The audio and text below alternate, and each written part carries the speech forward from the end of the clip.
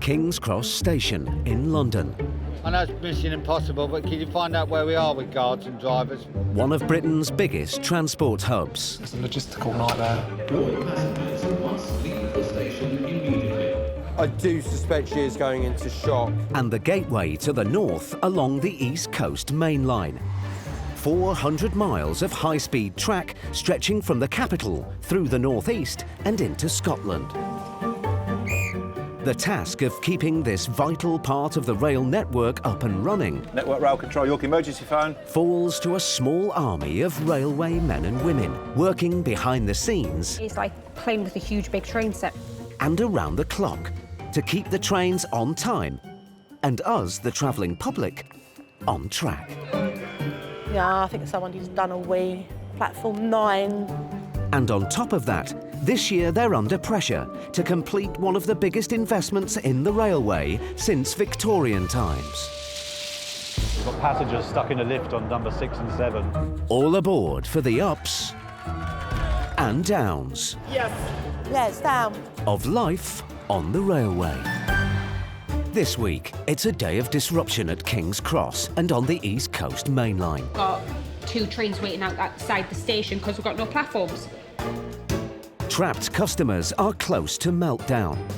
The fire brigade would have to break it open. There's a lot of glass, OK? And an engineering gremlin threatens the whole day's schedule. Trust me, that's your issue. They can't make it for the 8:30, it's not possible.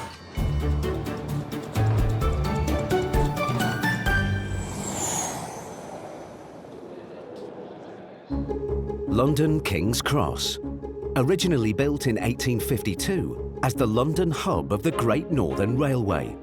This famous station now welcomes over 33 million passengers a year. To cope with the volume, Network Rail has given the station a recent £600 million renovation, bringing it speeding into the 21st century. And key to a major transport hub is its staff. Where are you travelling to? Leeds. Yeah, you can do that. Catch the 1930 and change to Doncaster. Most East Coast passenger services are run by Virgin Trains. And station support assistant Lee has worked for the company at King's Cross for 3 years. It's one of those jobs that at times is quiet and there's not much going on, and then the next minute you've got 10 customers who have missed their train, and you've got to sort of play a balancing act of being their mate and also telling them, actually, unfortunately, you've missed your train. The train at platform 11 is 17. While platform staff are the face of King's Cross, hidden above its 12 platforms is the beating heart of the station, the control room. This is information for passengers travelling on the 1810 Great Northern Service to Peterborough. Network Rail's station control assistant, Andrew, a train guard in his youth, has been dealing with the trials and tribulations of the station for the past 4 years. Should it all change in the next minute, then so be it. It all changes, you know. You deal with whatever you've got to deal with. That's what we're here for. Yeah, ask them if you can help you out. Lindsay, who's worked for the railway for 13 years, is the London linchpin for Virgin services on the East Coast Mainline. All interested mobiles, Pappers, Yankee 22, platform 0. Being a controller is a skilled juggling act. Pappers on 0, please. Platform 0. It's like playing with a huge big train set. Echo 22's due at 2053. I don't seem to get stressed. Oh, I do sometimes. But if you stress, there's it just creates more problems. 9 times out of 10 it runs smoothly and you're all right and you get there. But there is that odd occasion when, unfortunately, it just doesn't happen.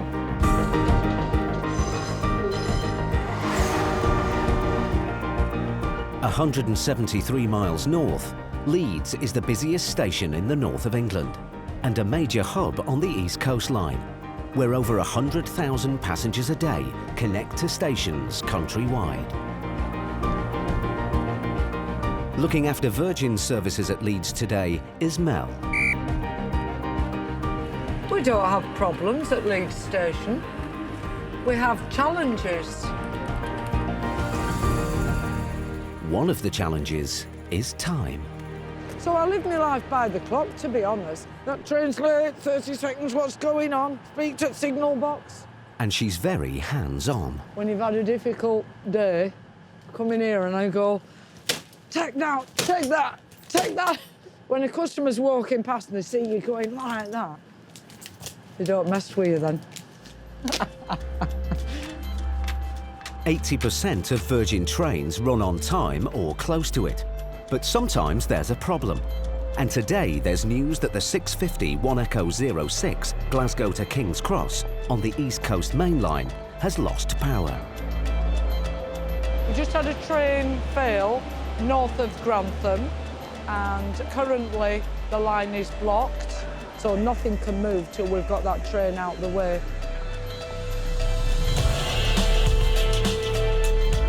And when something goes wrong on the East Coast Mainline, this is where they manage it. Signal's been put back, so he's not got into section yet. Jerry is Route Control Manager at Network Rail's state-of-the-art operating centre in York, known as The Rock. It's a very fragile network in terms of the domino effect and how one small thing can soon become quite a lot of disruption if you don't grab hold of it quite sharpish. Train buff Jerry is part owner of a diesel locomotive and is used to troubleshooting. You take some decisions sometimes that are hard, fair, but at the same time quite difficult for those people directly affected. Cancelled, Delta 15. On this occasion, it's Mel and the team at Leeds who are the first to be affected by the train that's blocking the line near Grantham. The Rock has just cancelled the 12:15 service to King's Cross. We're going to move all those customers to the 12:45 train. However, that train will be reserved for the 12:45, which now means the 12:15 customers are going to have to find a seat where they can. They're not going to be happy.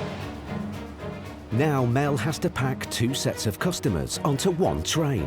But no one's allowed on the 12:45 until all seat reservations are in place. Walter Spencer, what's your location? I'll give you a hand.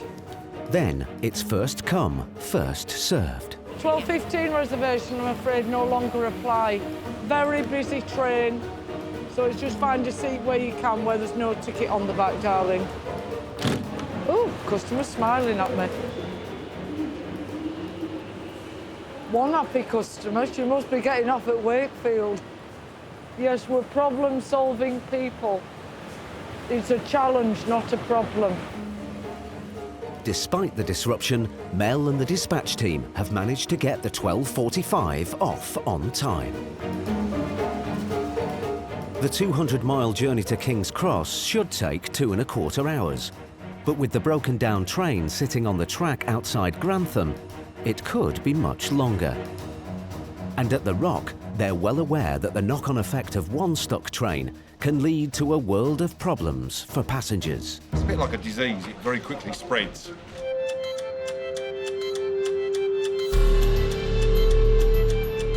Once again, this is a special announcement for passengers travelling to destinations on the East Coast Mainline. We'd like to apologise for the delay and disruption to services this afternoon. The stuck Glasgow to King's Cross train is still blocking the line, and no East Coast Mainline trains can get in or out of King's Cross station. Passengers are currently asked to remain on the departure concourse and await further announcements. OK, there's no, any of the services we don't know at the moment. It's Network Rail and Virgin staff who need to try and keep the delayed customers happy. Hello, ladies. The same question. Yep. The next one to Doncaster you can get on, wherever one it comes out first, OK? If you pop out here and look on the board, as soon as there is a train boarding, you can get that service to Newton Northgate, OK? The majority of Virgin trains arrive on time or close to it. But occasionally, one apparently small problem can cause major disruption. And that's because of the nature of the track itself. First started in the 1800s, the East Coast Mainline consists of just 2 tracks for much of its length. And that causes an obvious problem for Route Control Manager Jerry, as he analyses the ongoing impact of the broken down train outside Grantham. The train that became failed on the 2-track section. So it's failed in a place where we've not got 4 lines, so we can't run round it on the slow lines. In terms of a defective train, or even a track defect, the worst place you can have it is on one of those 2-track sections. Before you know where you are, you've got trains queuing up. The train is going nowhere. it's completely lost power due to a defective transformer. That's the kind of failure that's catastrophic. It's very hard to predict, if not impossible, and at this point the train is a failure. So the ROC sends a rescue locomotive to collect it, while diversions are put in place for other trains heading south. Back at King's Cross, as more people arrive to catch their trains, station controller Andrew has to get firm. May your attention, please. Once again, I would like to ask passengers standing at the barrier lines from 0 to 8, if you could kindly return to the main departure concourse. Incoming trains are already delayed and passengers wish to get off these trains. Virgin's information controller, Lindsay, has a plan to clear the barriers. If you put the estimated boarding time of the 15:05, Yep. the 15:15. By extending the already estimated departure times, Lindsay hopes delayed customers will go off to grab a cuppa. If you put a 17-minute delay on that one, please. And then hopefully that'll take it away. The first East Coast train to arrive at King's Cross is almost 2 hours late. And anticipating hundreds of frazzled passengers, Virgin staff go into action.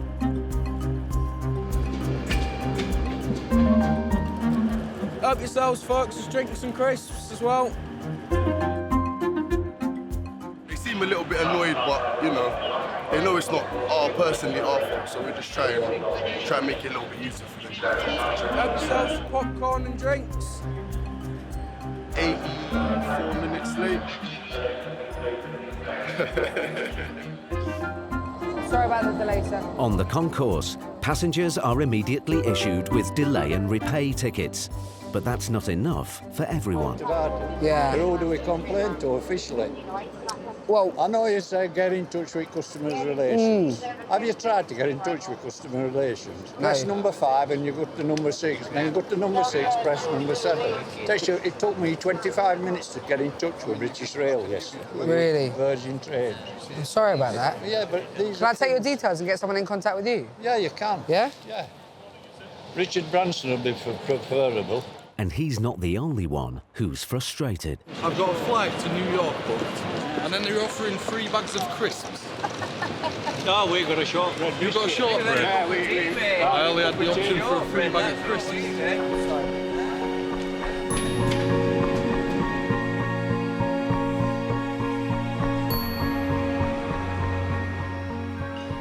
1606 Delta 21, platform number 2, number 2. King's Cross, but everything's coming in at once now. We've got 2 trains waiting outside the station because we've got no platforms. So, yeah. It's a lovely day. It's Tuesday, isn't it? Yeah. Don't even know what day of the week it is. Hello. But 188 miles north at York, a key East Coast Mainline station and the halfway point between London and Edinburgh, you can hear a pin drop. Kind of a bit of a lull before the storm, and this always kind of happens really. You'll have the incident, it'll clear up a little bit, and then you'll get rid of everybody, and then we'll have something like now where the station's quite scarce, and it's just waiting for that backlog of passengers and of trains to start coming north from London that will have been held up. Station manager Tom always has customers' best interests at heart. When people say what's going to be the impact for today, I truly couldn't say, because to one person it might be a slight mither and it might be a slight inconsideration, whereas to somebody else it could mean that they've missed a hospital appointment for something they've been waiting for 3 or 4 years. After more than 2 hours, the first delayed train out of King's Cross is ready to go north. And with no seat restrictions, it might be a squeeze. The challenge is now the passengers. Because we've had a few cancellations, it's the amount of passengers we're going to have on the trains. And some train services we're not going to be reserving either. So we can just get the trains in and out as soon as possible. May I have your attention, please? This is a special announcement for passengers travelling with more than 15 Virgin train service to Stirling. Please be advised that there are no seat reservations on this service today. This service is now boarding on platform 0. Absolutely dangerous.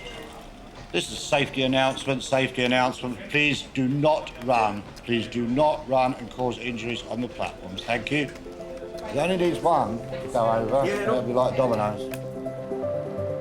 After accidents on the stairs, most station injuries are due to passengers slipping, tripping or falling on platforms. It's going to be a full service and there'll probably be quite a few people standing, unfortunately, for us.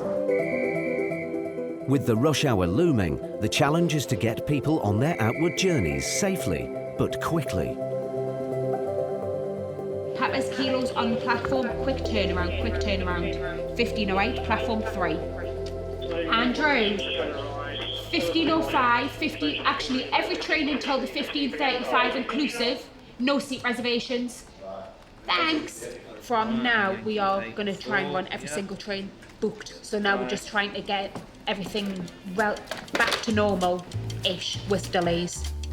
8 hours after leaving Glasgow, the cause of all the problems, 1 Echo 06, limps into London, pulled by a Thunderbird rescue engine, aptly named after the 60s TV series.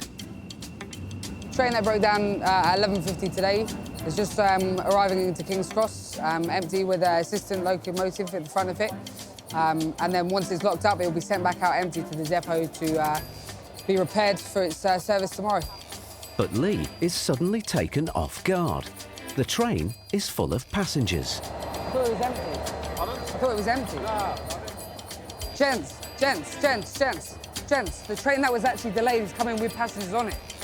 With no meet and greet ready for the unexpected arrivals, Virgin's human Thunderbirds are go.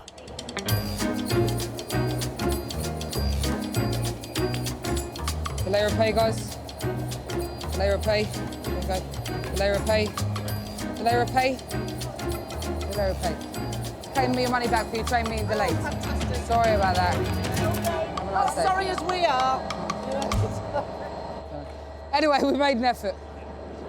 The next train to depart from platform 5 will be the 1535 Mercury train to service to Leeds.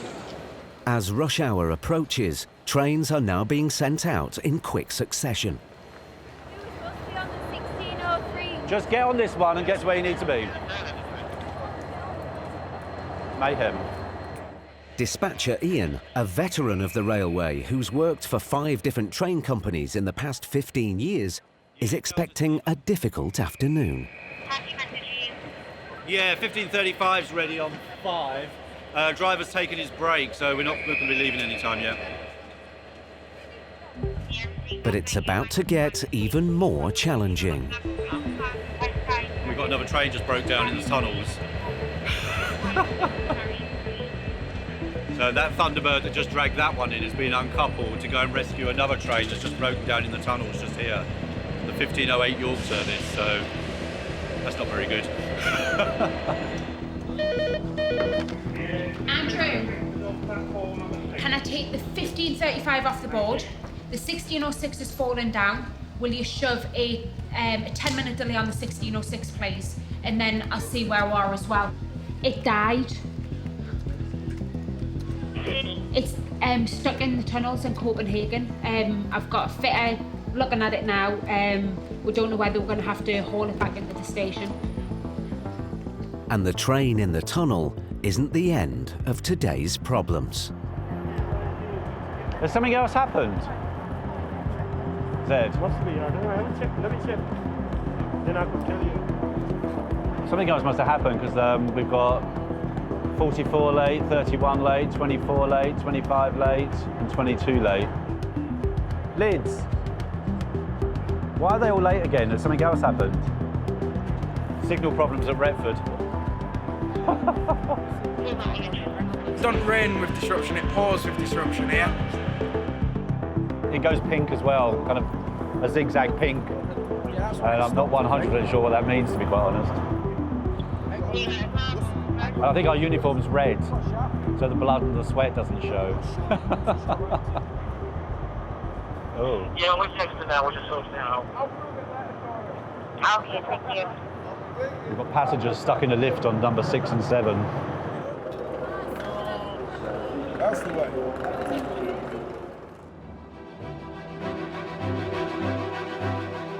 It's the tail end of the rush hour at King's Cross, and it's been a challenging day. Delay or pay?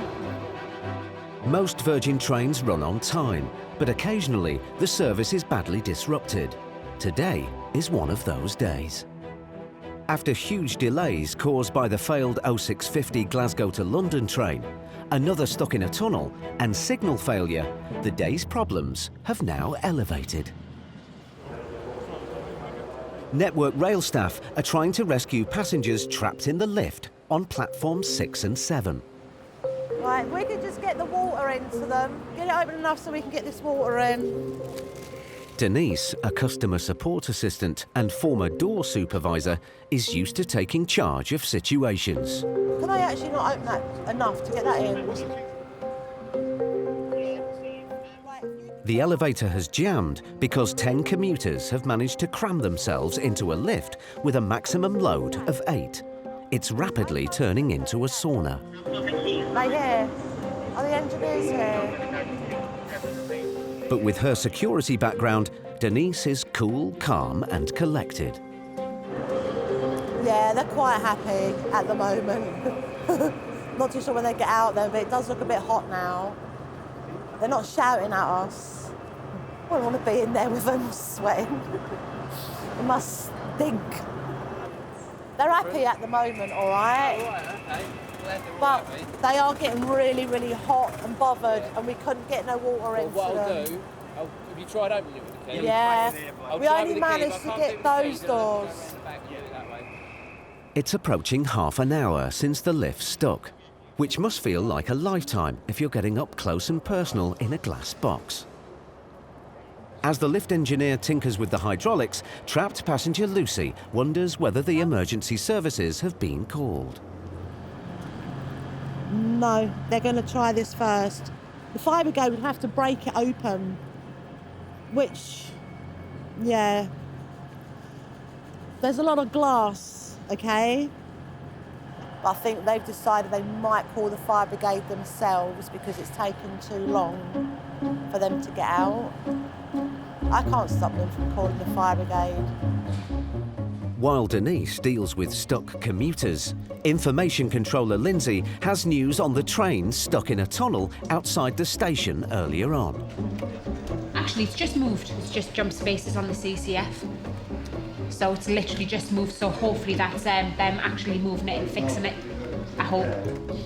The CCF, Control Centre of the Future, is a high-tech, colour-coded mapping system which gives a real-time overview of the London end of the East Coast Mainline.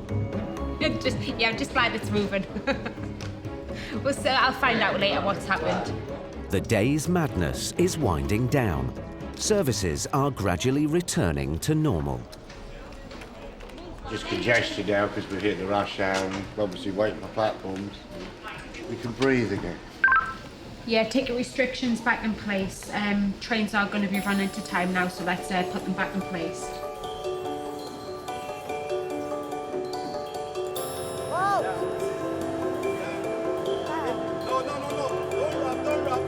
Don't rock it. But there's one piece of machinery that's still refusing to budge. The lift doors won't open unless the car's completely flush with the ground, which the engineer is trying to manipulate from the pit. Yeah, it's down. It's down. Yeah, it should do. Now for the moment of truth. Although the lift is level, its prisoners might have run out of steam. I think somebody might be phoning the fire brigade from in there. Yeah? No, you're going to see what happens. Told them it's up to them what they do. The only way they can get them out, they're going to have to smash it open. There we are. Right, everybody okay? Are you guys late now? Well, we've been stuck in a lift for about 45 minutes, so obviously we're a bit late, yeah. It's always a bit of a shock when you see people, that many people, actually squared into that lift so well. It's quite a talent. It's quite a talent. Exciting, wasn't it? They all on that train? They must have got in first class. Yeah. I think they did, because they were at the back. After the day's delays, the Virgin team have got things back on track. I think we've done well today. We've weathered the storm.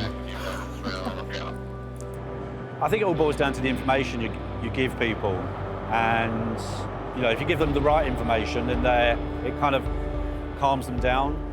But Ian knows only too well that passengers don't always stay calm.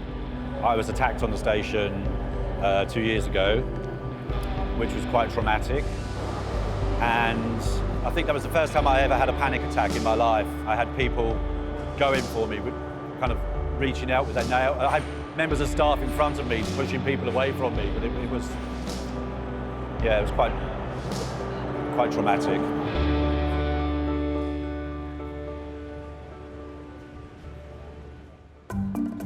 "5 miles from King's Cross at Bounds Green, one of the depots responsible for the upkeep of Virgin's East Coast fleet is gearing up for the night. Concentrate the programme, get the first one out on time, and then work on the others as we go. Right. I haven't seen anything special tonight. If you get any issues, give me a shout, yeah? Production manager and trained electrician Kev has worked at the depot for 20 years. And if a train fails, it's up to Kev and the crew to fix the problem. Start at the beginning of the night where your heartbeat starts going at a nice drum beat, because you're thinking yourself, you work your way through it, and all of a sudden, your heartbeat has to start getting a little bit quicker and a little bit faster. Next year, Virgin introduces brand new East Coast trains. But the current older fleet has to be serviced nightly by a 17-strong team of technicians and cleaners. The delays earlier mean trains are coming in late, and if the overnight maintenance schedule is disrupted, tomorrow's passengers may be late too. This is coming over an hour late. Really need it out to the driver at 1 o'clock. I don't want it any later than that. Kev needs to turn this locomotive, the 102, around quickly. It has to get to King's Cross, ready for the 8:30 service. Liam will do an exam. He's got somebody supporting him picking up repairs. So with a bit of luck, we'll still give this drive at 1 o'clock.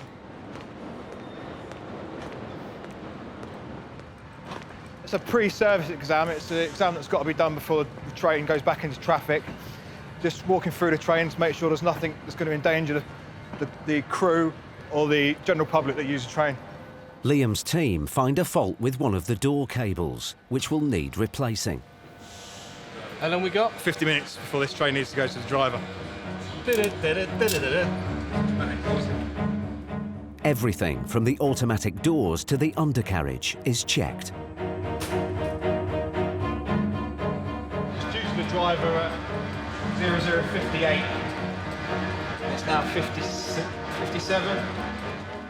But with only 1 minute to go before the 102 needs to leave the depot, they found a problem with the brakes.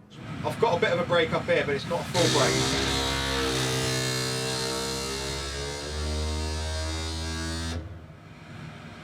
Anything? Should come on again now.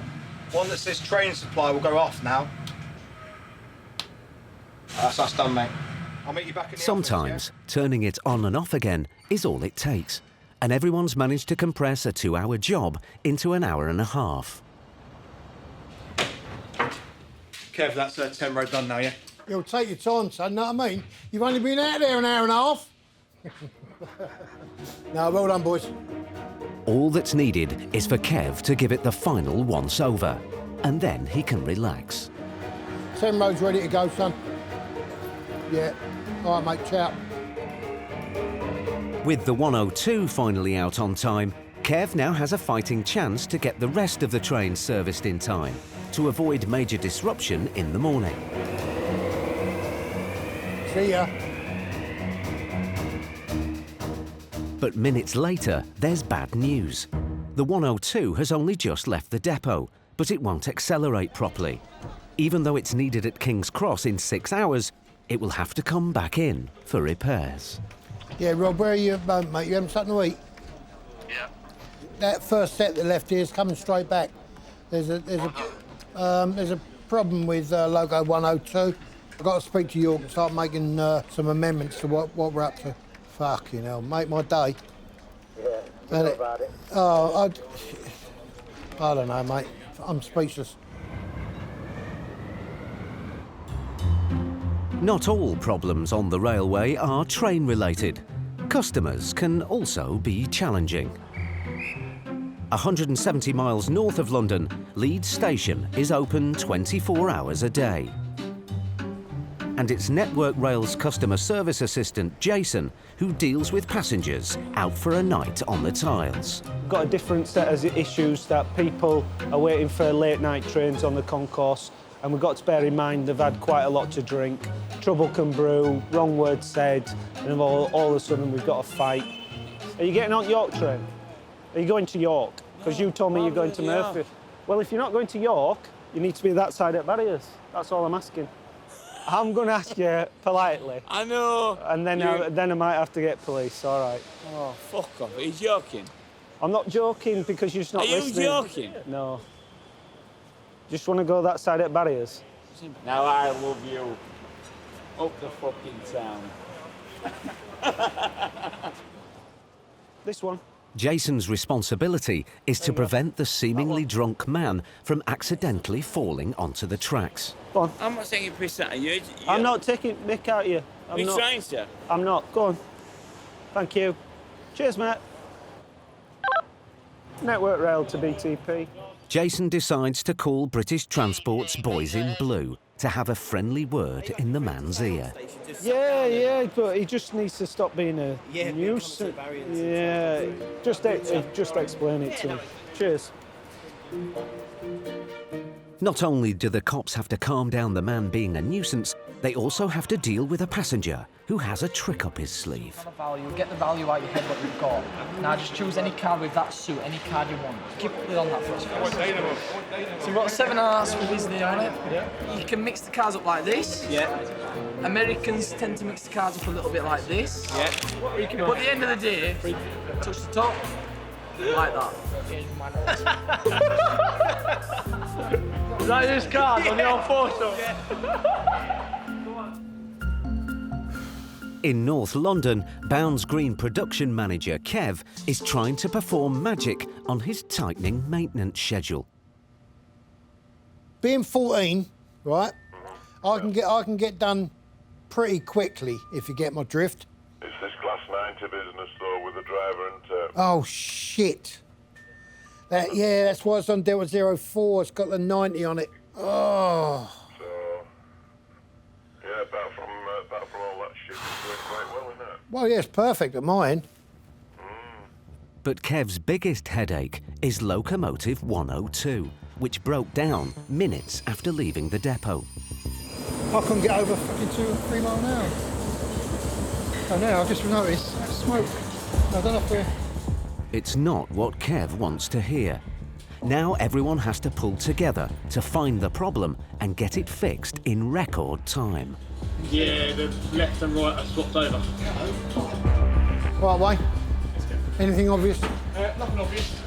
You're doing the text for the snack work. The only thing it's doing is that cable. Yeah, but as long as that's secure, that can't go anywhere. Oh, no. Use the feeling gauge on that, and it's between the step. Because I'm going to tell York, we've looked at what we believe would be the obvious.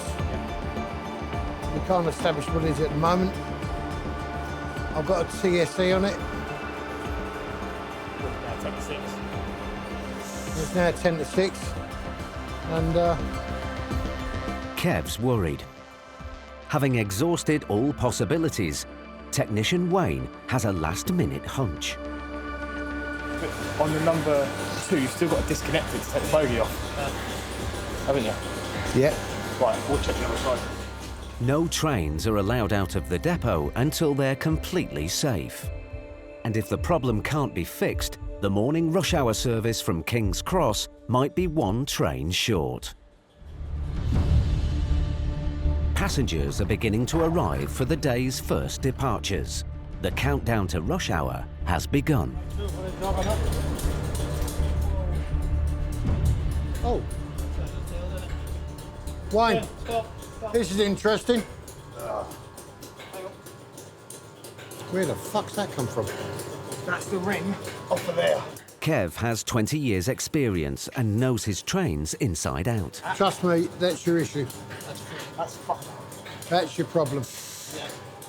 But this one has tested his patience. The problem is wheel slip. If a track is slippery and too much power is applied, the wheels turn on the rail, but the train doesn't move, which then damages the wheel mechanism. And with the clock ticking, the maintenance team needs to get a move on to do the necessary repairs. Fucking hell, it's 6 o'clock now. It's going to take us an hour, I reckon, to do that. Yeah. I'll tell them by 7 we'll have it done, but they can't make it for the 8:30, it's not possible. No. I'll tell them we won't be off of it till we've gone 7. Yeah. So we'll go from there, yeah? All right. Kev calls the Rock, the rail operating centre in York, to give them the bad news.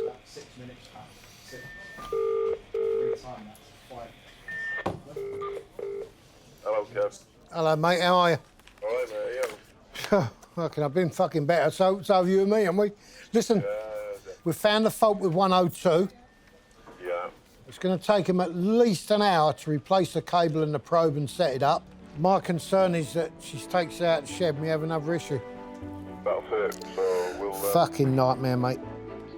The 102 won't make the deadline for its 8:30 departure from King's Cross. But thanks to Kev's expert train knowledge and a reshuffling of locomotives, the 102 will be ready for an 11:30 departure, and the rush hour public won't notice a thing.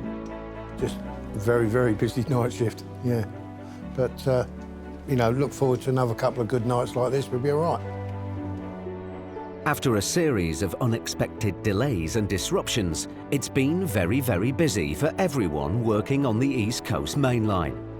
But today, there's good news. Trains are back on schedule. And at Leeds, team leader Mel is well into her shift. Hi, sweetie. Hola. You all right? If you're travelling, can you find your coach quickly? Right, can we do this fairly quick? Yeah. I suggest we take the trolleys down. Let's take the trolleys down to guards van.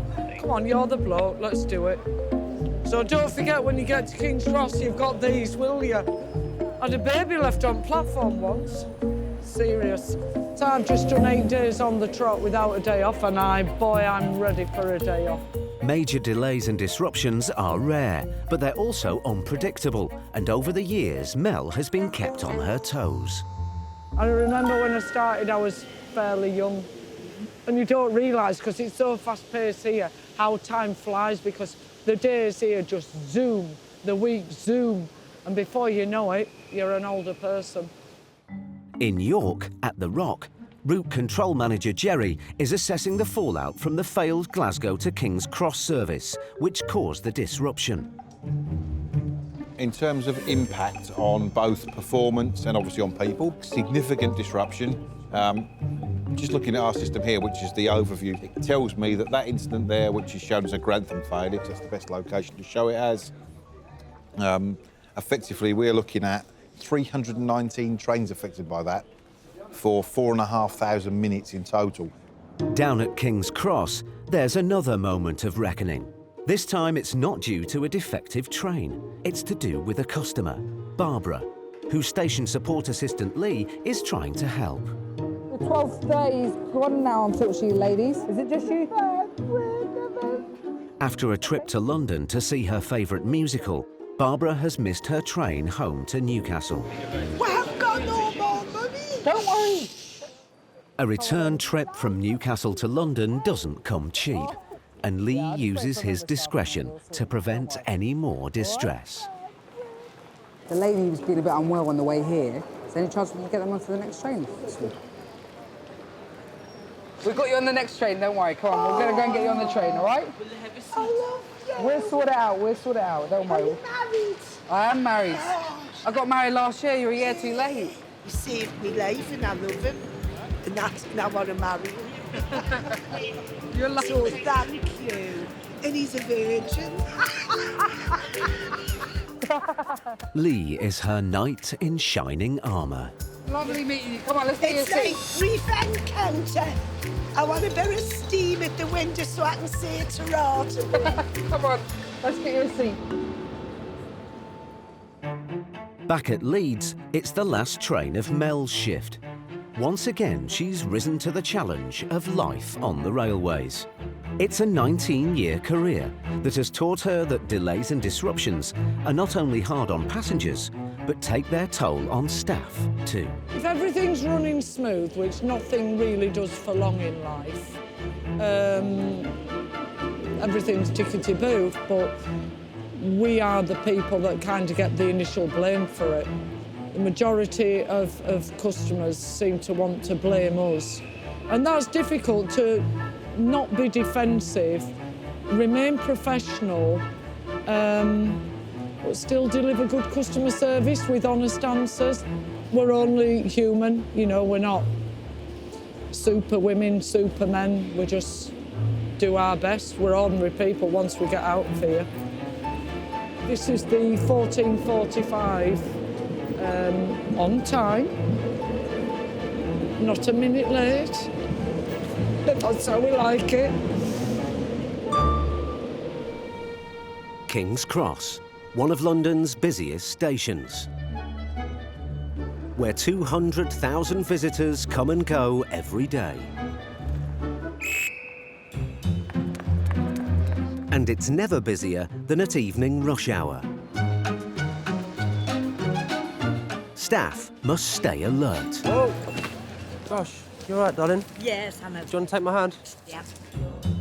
They also need to keep cool when pressure causes sense of humour failures. Don't touch me. Come over here. Why touch me? People just get stressed out when they're travelling. They just want to get from A to B.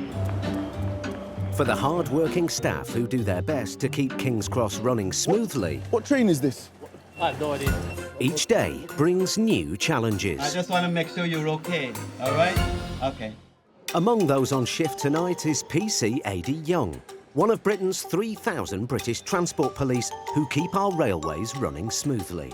There are plenty of things that come your way, especially in the transport police, from people that get aggressive towards members of railway staff. We get shoplifting from the shops here, providing assistance when someone falls ill. It can be anything and everything, and we just deal with whatever comes our way the best way we possibly can. Hidden above the station's 12 platforms is the control room, the eyes and ears of King's Cross. Stand by, George.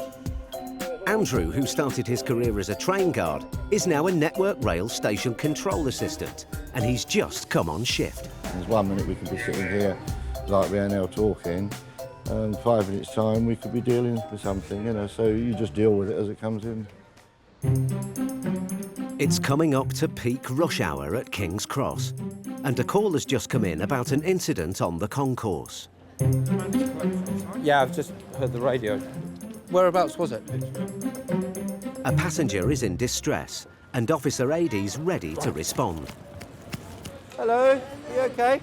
An elderly woman has accidentally collided with a commuter near the main entrance. I've got 2 broken shoulders. Right. Because the woman has pre-existing injuries, she's worried she may have caused further damage to her shoulders. Yeah, could I have LAS to London King's Cross. So what's happened? No. We bumped into each other. Really? Yeah. At the station, a lady almost kind of bounced off me and went crashing to the floor. It's a troubling incident. While they wait for an ambulance, as luck would have it, a junior doctor passes by. Hi, my name's Harry. Hi, what's your name? Of all the places to fall over, it's probably the busiest part of the station, hence why we've put the screens up, just to sort of stop people from accidentally trampling into us. So. As the rush hour builds up, Ady's anxious that the ambulance arrives soon. I do suspect she is going into shock, so if we can relay that. Do you have any pain in your neck or your shoulders? No. Okay, just going from what the doctor was saying, she may have more serious injuries than we first thought, so we have to perhaps proceed on the basis that she may have a broken hip. Despite the pain, this woman knows a good-looking man when she sees one and thinks James Bond has come to her rescue. 007. Daniel Craig? Well, well, Sylvie, that's the kindest thing I've heard all day. But I wish I did look like Mr. Bond. But I just thought you may have banged your head. That's why you thought I looked like Daniel Craig.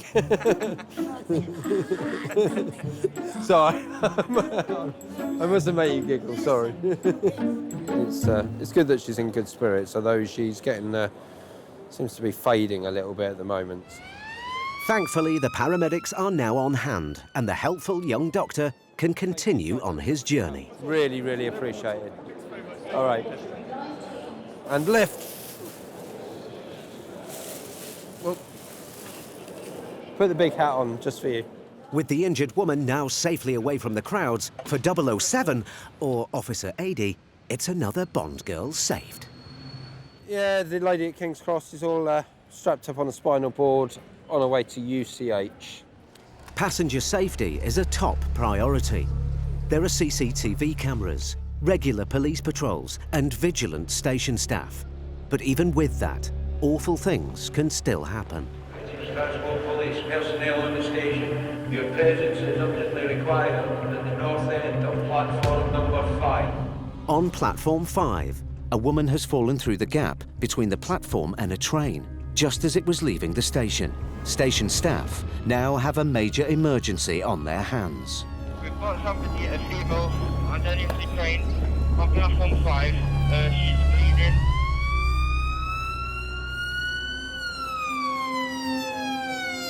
The station's got an emergency on its hands.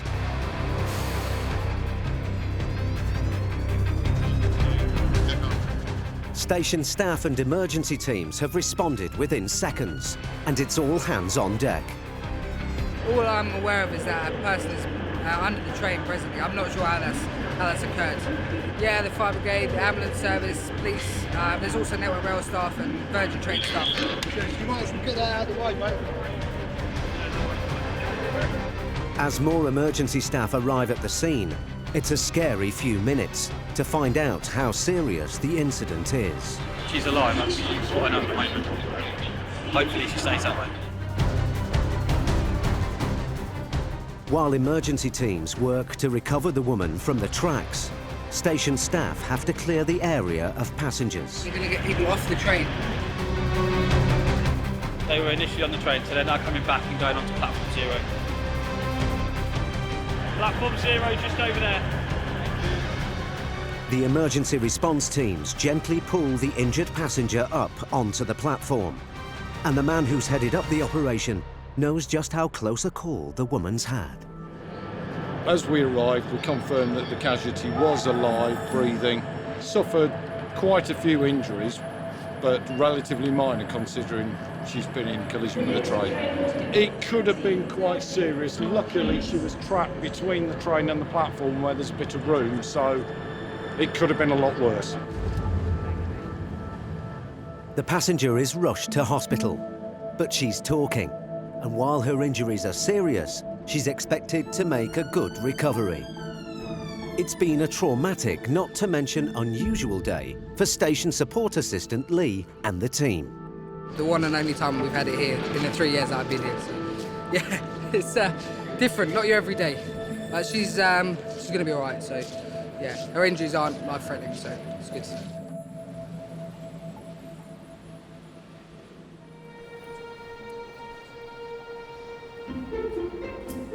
King's Cross Station has come a long way in the 165 years since it was built.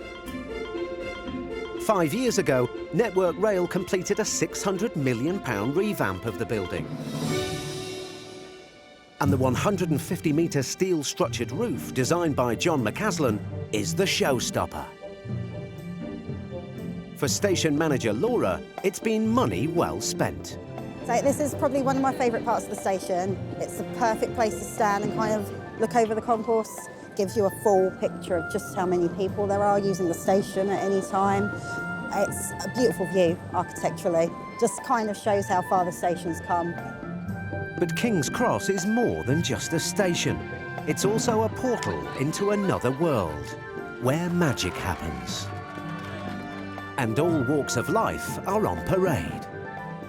Only some visitors aren't always welcome, particularly at lunchtime. So Network Rail have their very own winged crusader to deal with them.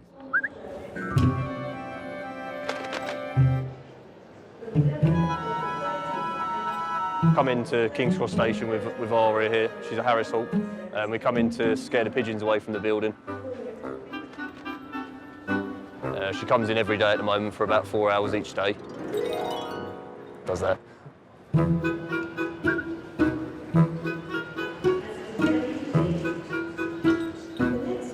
train was a few minutes late and I've missed it, so might as well just stay and watch the bird instead.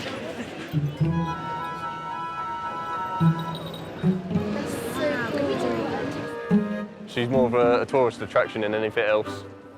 I think she keeps the commuters happy. Obviously, coming through and they're seeing something like this, it's a nice thing to see in the middle of London.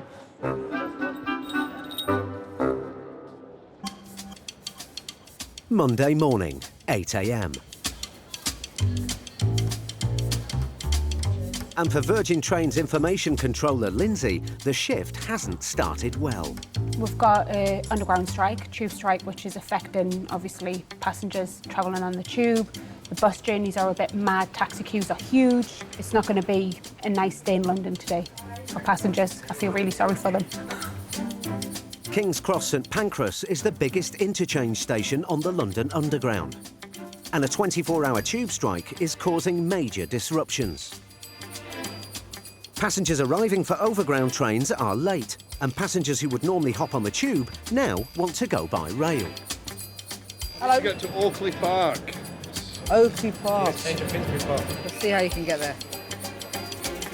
It's just been madness, mate. Yeah, I know. You missed your train because of the tube, did you? Yeah. Obviously, a lot of people coming in. They planned this months ago, planned their journey into King's Cross.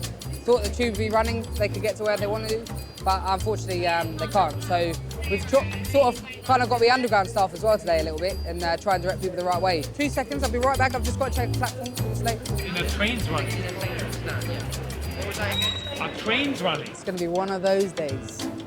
I just hope our service runs all right tonight. The last thing we need is more disruption.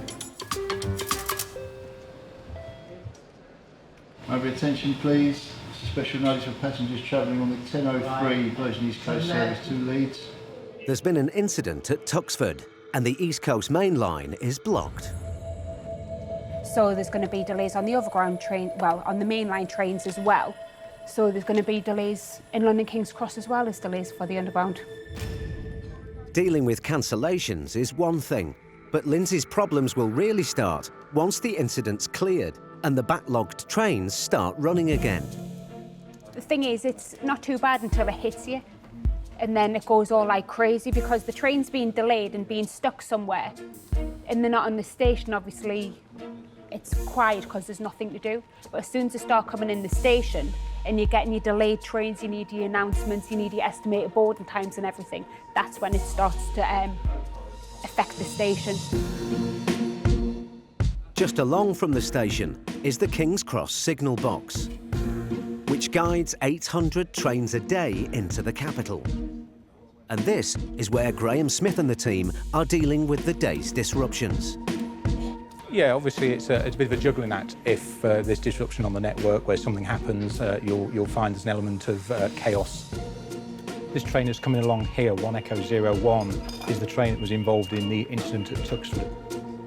All the other trains have had to be stacked behind it and have been delayed subsequently as well. There will be some of the trains that have been kept at stations at Doncaster, for instance, maybe York, maybe Leeds, which would have been cancelled.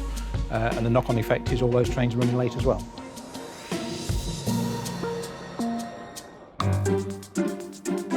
Back inside King's Cross, the delayed trains are starting to arrive. Put a 25-minute delay on it. Now Lindsay has to get them back out again as soon as possible. Papa's kilos, please be on the platform. This train is a quick turnaround. But unfortunately, too quick for some. Who's on the train? Jimmy. He's got locked on the whole train. Mm. Lindsay's got her hands on her head. Jimmy, a station customer service assistant, was helping customers onto the train when the doors locked behind him. Well, he's first stop Grantham on that one. With a valuable member of staff off on an unexpected excursion, for Lindsay, the day's going from bad to worse. He's on his way to Grantham, so yeah, tube strike. Yankee going to Grantham. Hiya. After a 3-hour round trip up country, Jimmy finally returns. Jimmy, what happened, mate? You, didn't I, mate? I don't know you. You don't get in trouble if you get shot on the thing. Well, he can't help it, can he? Basically, I just put someone on a train, and before I could get off, set off. So I went to Grantham and back. How was Grantham? Windy. Windy. As rush hour hits, the ripple effects of the morning's events take their toll. It's mad! It's mad! But staff are still up for a challenge. If your journey here is delayed, so you're now 20 minutes, 30 minutes late coming into King's Cross, you've got to wait half an hour at least for a cab, and then the traffic on top of that on the road is horrendous. It's like a witching hour or something like that. Give me strength, Mickey. Yes, young ladies, how can I help you? But one long-serving member of staff, Mickey, has a well-used technique to avoid any difficult situations at the ticket barriers. Is that your younger sister? Who is the senior citizen? You sure? I don't believe so. You haven't got a young person's card? Never try and upset them. Just boost their ego. That's what they like. If I miss this, can I get the 1605? Is Absolutely. That still, is that still... For you, anything. Thank you. Come along here, please. Come along here. Madam, that dress was just made for you. Exit that way, please. Exit that way. But there's always someone who's resistant to any form of courtesy. 3 members of staff informed you of what you need to do, and you carried on. Because I had been... I spent 4 hours. The day's disruptions have got too much for this potential passenger, who's been told that his ticket isn't valid. In frustration, the man has pushed station support assistant Corey, and as there's zero tolerance towards such behaviour, the police have been called. Nah, you touched me, you don't need to touch me. Okay. I didn't touch. Where? Yeah, you did, to be fair, sir. No, I did not. So, we're not happy with him travelling because of his attitude. I want to nick him, but I don't want him to travel today. Corey doesn't want the man to be arrested, but simply wants him off the station to find another way home. Corey wants the gentleman to know, obviously, that it's not acceptable and he can't travel doing that sort of thing. So he'll learn his lesson because today he won't be travelling from King's Cross. Go straight through, show your ticket on the train, please. And Lindsay can now put her colleagues at Network Control at ease. Not too bad. Everything's fine, you know. I mean, the concourse isn't that busy, which I'm quite surprised. And the taxi queue's gone down. So it's not really that bad, if I'm honest with you. At last, Lee can finally clock off. It's been a long and stressful shift. I'm glad this isn't every day on the Underground because it just shows how many people use it. Because we've been absolutely hammered all day long. I'm glad to get home. Every day, nearly 250,000 people pass through the doors of King's Cross. But not all of them to catch a train. Some come for the food, and others for the entertainment. But sadly, there's another kind of regular visitor, the homeless. Nearly 1,000 people sleep rough each night in London, and British Transport Police Officer Dan Corton often finds them at the station. It's a large public place, King's Cross, so it's going to be a hotspot for homelessness, because a lot of people see the shelter, and you have the benches, and there's a lot of people also, so that leads to a lot of begging. But we're working on it. That's why we do our patrols here, to deter it, to prevent it. Hello, madam. You okay? Have you spoken to the council? Are they helping you? Because we want to help them as well, interact with these people and get to know their circumstances. Because if we just move them on, they're only going to come back, especially if we arrest them. They don't usually have the money to pay for the fines, and you're just criminalising people for being in a circumstance, really. Dealing with people in the confines of the station is one thing, but when they're out on the track, it's an entirely different problem. Hello there. Jerry is the route control manager for the East Coast Mainline that runs from King's Cross to Edinburgh. Whereabouts was it? Featherstone. He's based at Network Rail's state-of-the-art operating centre in York. This is where they deal with any problems that arise on the 400-mile track and its branch lines. And today, they've got an intruder on the tracks. We've got a report of a male trespasser on the line from West Yorkshire Police, somewhere in the Featherstone area. Complex bit of railway. We don't necessarily know the exact location. In situations like this, Jerry follows a strict protocol, allowing trains to run, but making sure everyone is safe. What would happen in most instances like that is that we'd end up what we call cautioning trains. Effectively, that means they've got to be prepared to stop short of any obstruction or person. Thankfully, this incident ends well, and the man leaves before the police arrive. But for Jerry and the team, unwelcome obstructions are a constant hazard. There's a multitude of issues that can occur and affect us. I mean, it ranges from a straightforward signal failure through to a person being struck by a train, which is highly disruptive. Animals and third parties going on the line. 40 miles away from York, Jamie of Network Rail's Mobile Operations Unit is on his way to the Barnsley-Sheffield section of the network, where today he's playing pet detective. We've had a report of a train driver thinks he might have hit a dog between Swathe Viaduct and Runway Station. So we're going to go and have a walk around, see if he has hit a dog, and obviously if he has, then obviously if it's still alive, we'll do what we can, and if it's not, then we'll do what we can as well. So. But it's not the dog he's most worried about. The majority of dogs have got owners, so the problem is that if the owner thinks it's gone on the railway, they'll try and get on the railway to find the dog. With 2 years' experience as a mobile operations manager, Jamie knows how deadly the tracks can be for the uninitiated. Trains are passing you on here at 70 mile an hour. So, yeah, the silent trains, people don't realise how quiet they are. Before you know they're there, they've already either hit you or passed you. So, yeah, very dangerous. And obviously, you don't get a second chance with a train. So.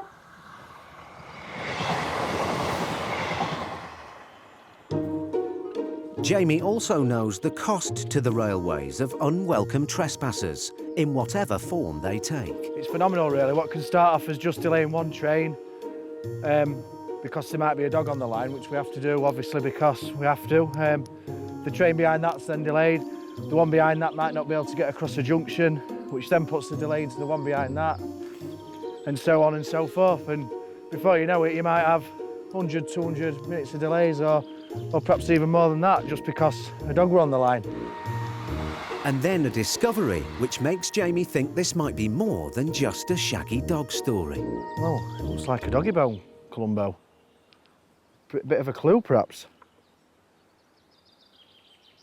But no dog. Back at King's Cross, customer service assistant Denise has also had a call about unwelcome visitors. 2 homeless men apparently in the same toilet, but one of them does a quick runner. Someone's just walked out of there and there's someone else in there. Are you all right there? Denise used to work as a door supervisor and knows how to handle difficult situations. She suspects the men could have been using drugs. You got any BTP downstairs?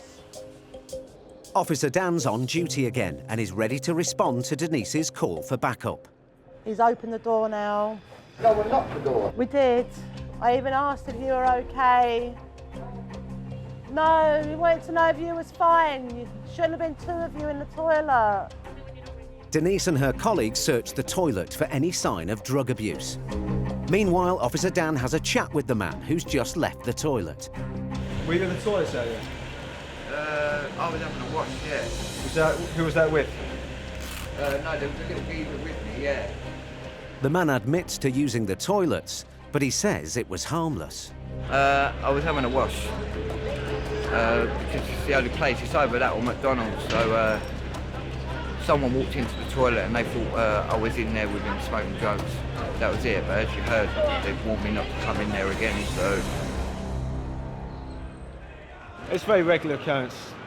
Almost daily we have something like that. Very minor antisocial behaviour that we deal with by way of asking them to leave the station. And there's nothing to point to the fact there was any drugs, so there's no more action we could take on that. Back out on the road in Yorkshire, pet detective Jamie has had another tip-off about the mystery of the dead dog. The latest report I've got is that a track walker's seen a dead dog in the forefoot of the track, which is in between the rails, basically.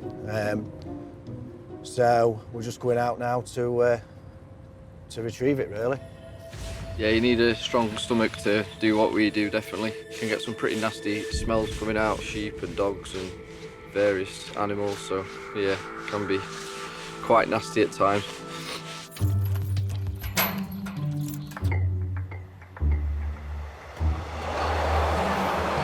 Found it? Do you know what? I think they've had it away. Well, owners must have found out, wouldn't they?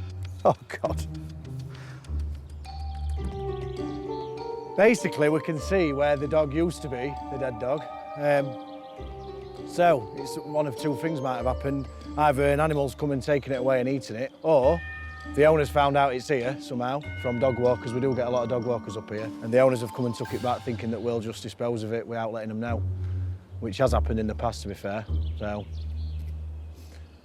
the mystery of the dead dog. Right, march on.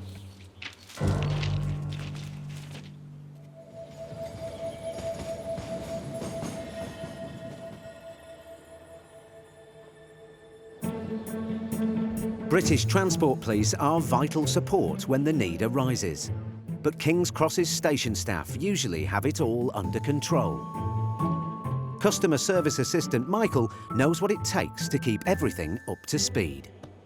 Some people just get on a train, buy a ticket, travel, and they think that's all there is to it. Yeah, that's right. But we have to actually maintain and look after the railways. It's a lot harder job than people actually realise. Okay, this is my playground, basically, King's Cross Station. Despite his light-hearted approach, Michael takes the darker side of life at King's Cross very seriously. So part of my job is to actually look out for places where unattended or baggage or something dangerous can be hidden.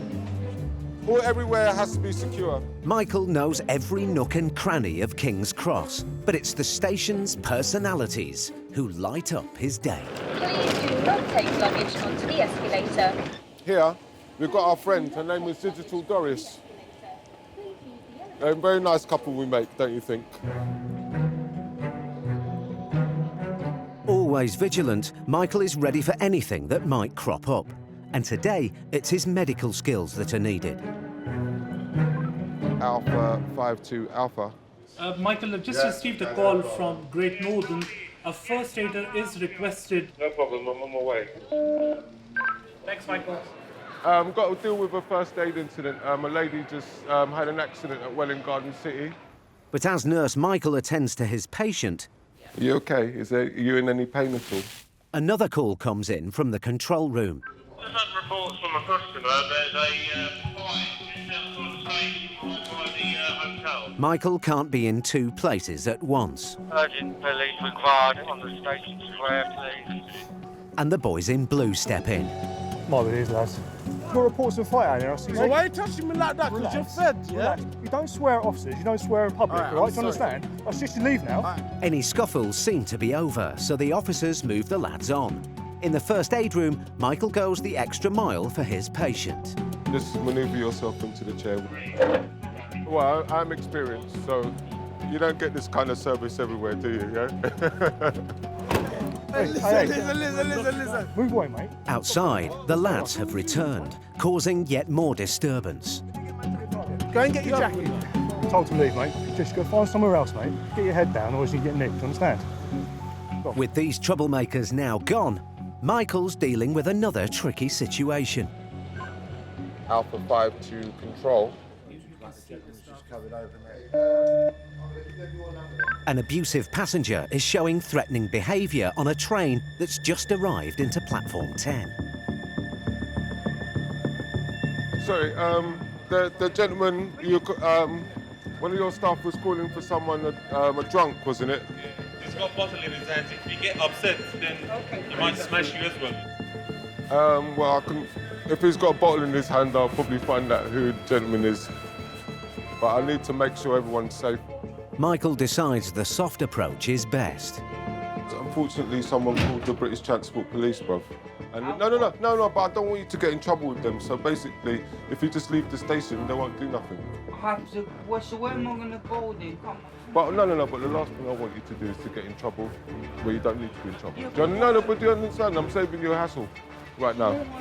Michael's had to deal with many drunk passengers in his time. And because he's a Londoner, there's not much he hasn't seen before. You have to be able to deal with situations and use your skills to be able to deal with them effectively. I don't get flustered by much. See, there's something about growing up in South London, you have to... yeah.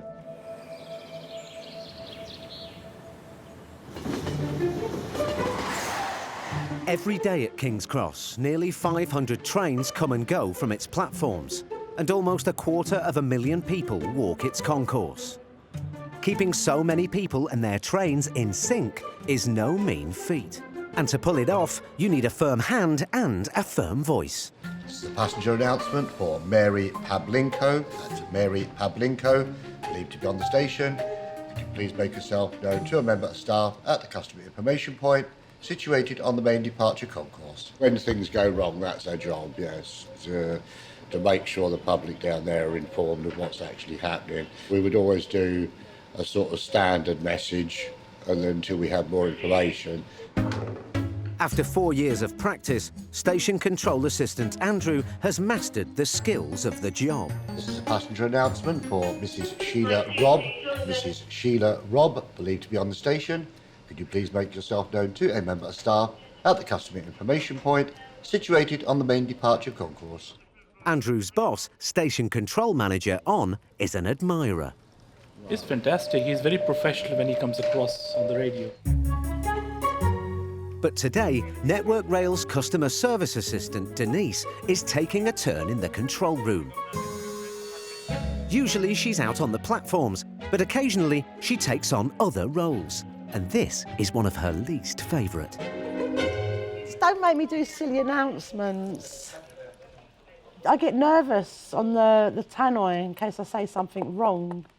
There to lend a hand and offer moral support is shift station manager Rebecca. There is a booklet somewhere about what to say. It says don't use any colloquial language or abbreviations. Denise gets in some much-needed practice. Due to the inclement weather, please make sure you're wearing your wellies. I don't remember it. This is a safety announcement. That's it. Due to the inclement weather, please take care when on the station or something like that. But news has come in of a train delay, and this time it's the real deal.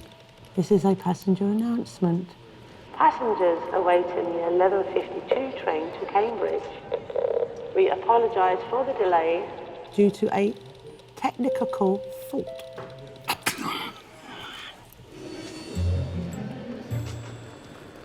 I always get confused what I'm supposed to say.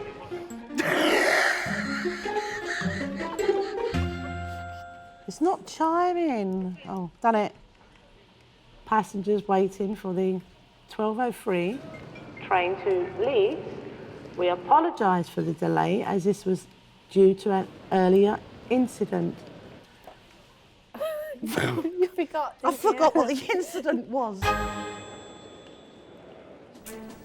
As Denise struggles with the tannoy, down on the platforms, shift station manager Dexter is doing his rounds. How are you, sir? Not too bad, thanks. Not too bad, not too bad. Dexter's been working at King's Cross for 13 years, and he's moved up through the ranks. I'm a shift station manager responsible for the day-to-day operation of the station. If anything goes wrong, they're gonna look to you to fix things. It's a challenging job, but Dexter takes it all in his stride. I don't really stress out, and I try to advise people on how not to be stressed out at work. Keeping his cool during today's shift won't be easy. Obviously, apart from being stuck in the lift, is everybody okay? On is back in the station control room chair, alongside information controller Lindsay. He's concerned about passengers trapped in the basement lift, and he's just found out that one of the women is pregnant. She's saying that she's pregnant and has got a child with her as well. Have you still not got any service on your phone? The trapped passengers speak to the control room via the lift's phone. You need to ring Dexter. Control, mic 1. Pass the message, please, over. Dexter, I just had a confirmation with the lady here, please. Literally, they are on -1 level. That's -1. Hello? Hello? I learned that someone in there is pregnant. It's you. How are you holding up, though? You're okay. Are you sure? To make matters worse, the passengers are all due to catch the 11:48 to Hull. It's leaving in 20 minutes, but the engineer still hasn't arrived, so who knows if they'll get out in time. The engineer for the lift will be here in about 15 minutes. Copy that. We'll pass. It's a race against the clock. We have called the engineers. They should be here in about 15, 20 minutes. It's not sort of a thing you would like to happen on a Monday morning, but it does happen. Hi there. Yeah, receiving. No sign of engineer yet. Still waiting, so... They're talking with each other, that's the most important thing. And they're not really flustered, they kind of understand the situation. Although the lift passengers don't know when they'll be freed, there's some helpful news about their train. It's got a delay on it, so it won't be departing on time. For once, a train delay could be a good thing. So it's around 44 minutes late, so then it would take time to be cleaned up. So hopefully, by the time the lady would be out of the lift. Stan is here now. They just arrived. Are you okay? Yeah, it's just persons trapped in the lift. Thankfully, it doesn't take long for the engineer to fix the fault, and the passengers can catch their delayed train. They're all on the train, so it could have been worse, but today everyone is happy. You just gotta stay calm. That is the whole thing. There's only so much you can do, but once you stay calm, the little that you can do it really well. So. It's late evening at King's Cross Station. It's nearly the end of another packed day at one of the capital's busiest transport hubs.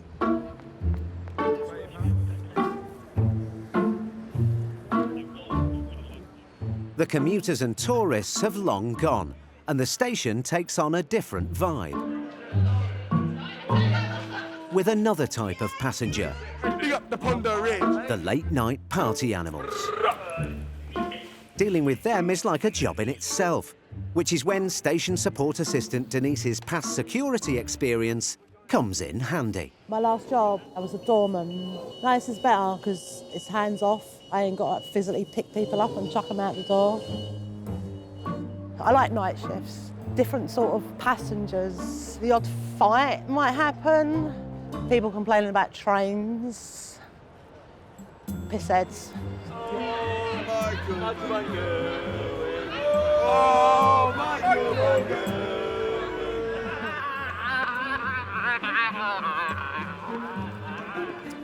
I'd rather drunks than normal people because they've got an excuse for being arseholes. Although sometimes they go too far. Yeah, I think someone who's done a wee. Platform 9. Honda Sesh. Does anything faze me? No, not on a night shift. Where's your mate? This is actually, it's a very good job actually. We get paid to talk to people. Where are you going? Yeah. Where do you want to go? To Hartford first. Oh, you want to go to Hatford? Yeah. Or Hatfield? Yeah. Hatfield? Yeah. Do you want me to find out what train you've got to get? You're welcome. Shall we find out where your train is? Could you tell me? Come on then. 111, platform 9, Potter's Bar, yeah? Well, I'll just say, with all my heart, British Rail staff are exemplary. Network Rail. As the last trains leave for the night, there are some passengers who just can't be helped. Hey. he's trying to catch it. Do you think he's going to catch the train? No. Platform 9, you've got a minute. 9. 9, platform 9. 11. Where do you want to go? Hitchin, Miles. That's not going to be a good one, is it? Sit now till the morning.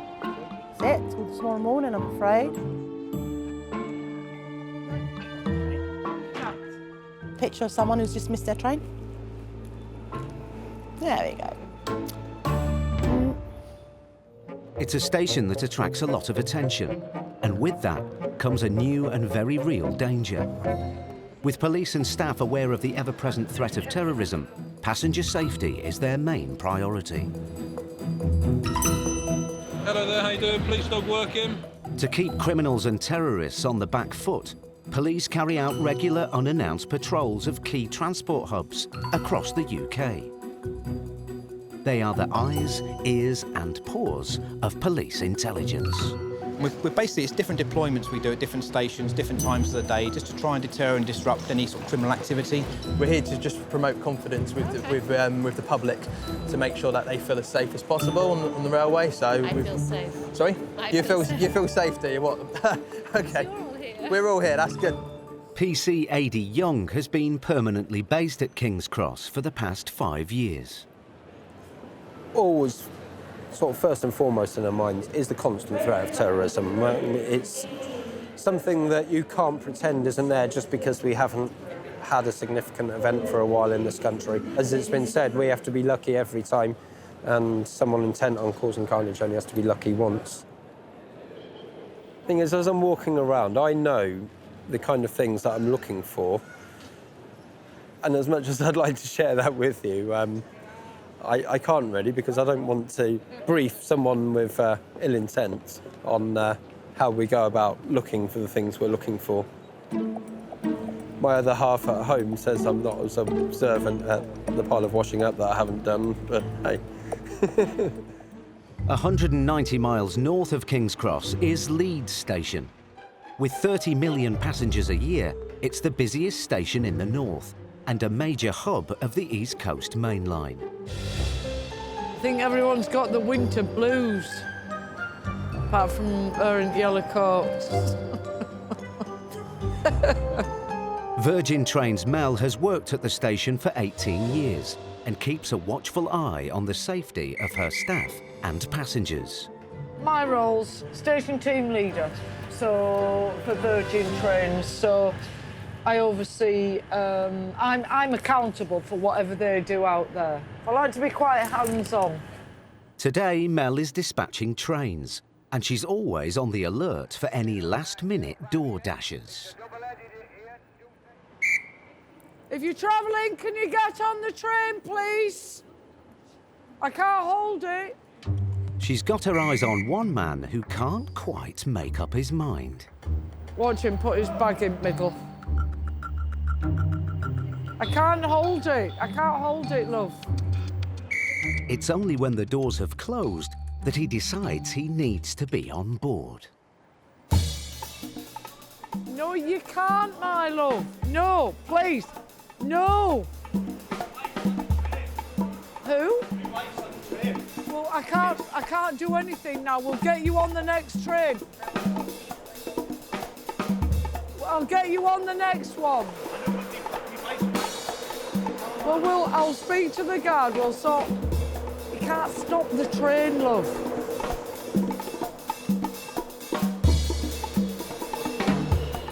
I've got a plan. Can you ring her? Oh, it's too wound up to even answer me.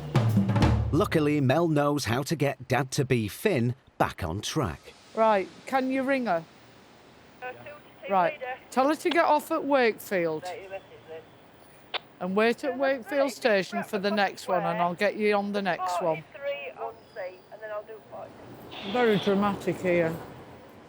We lost each other on the way through the barriers, and I didn't know where she was, so I didn't know whether I needed to get on the train, stay on the platform, so I tried ringing her, couldn't get through. Literally, as the doors shut, I saw her in the window going, "What you doing?"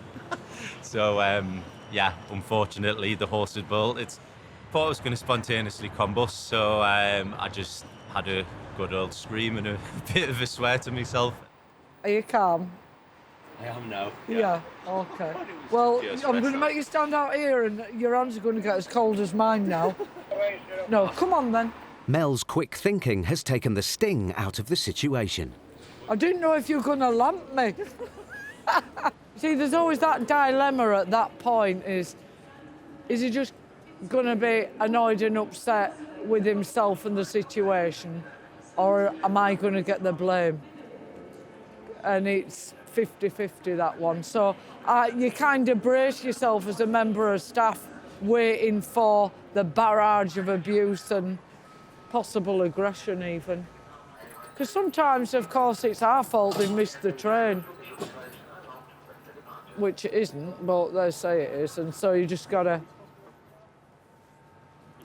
do your best. This time, Mel's best is appreciated. You're lush. Yeah, you too, darling. Very much appreciated. And she sends the flustered dad-to-be back to his wife. Keep the customer happy, you know. That's what we're all about.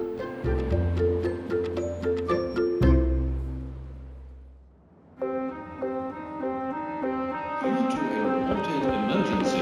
All passengers must leave the station immediately. No, 100% it's a test. Right? Zulu to Lima. I'm just going to confirm it is still a test. It is the test, but the alarm's got a fault in it at the moment, so they're trying to reset it at the moment. Fire drills are a normal part of station life at King's Cross. And in these turbulent times, service staff need to be ever vigilant. Michael has worked at King's Cross for 5 years. Like many of the staff here, he loves his office. This is beautiful King's Cross Station. It's a lovely station, built in 1852 by a guy called Lewis Cubitt, who was the brother of the then Lord Mayor of London, probably why he was given the commission.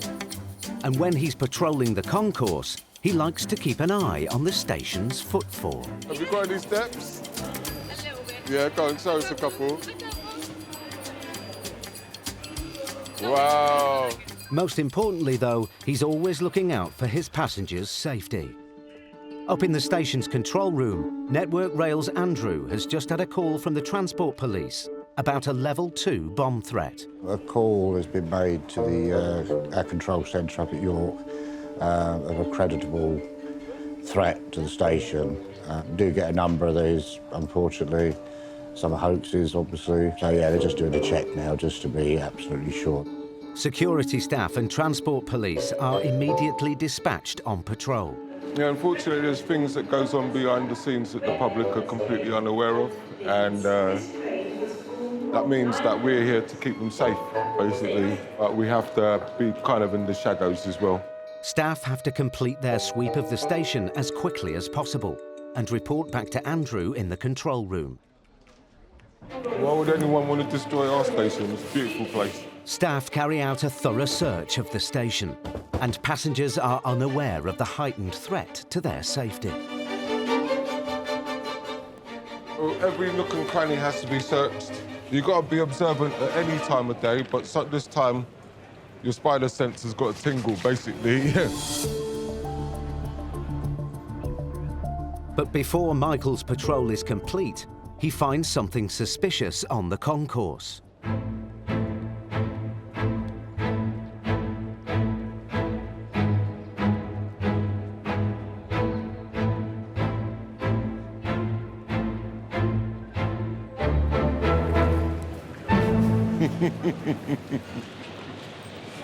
What's that?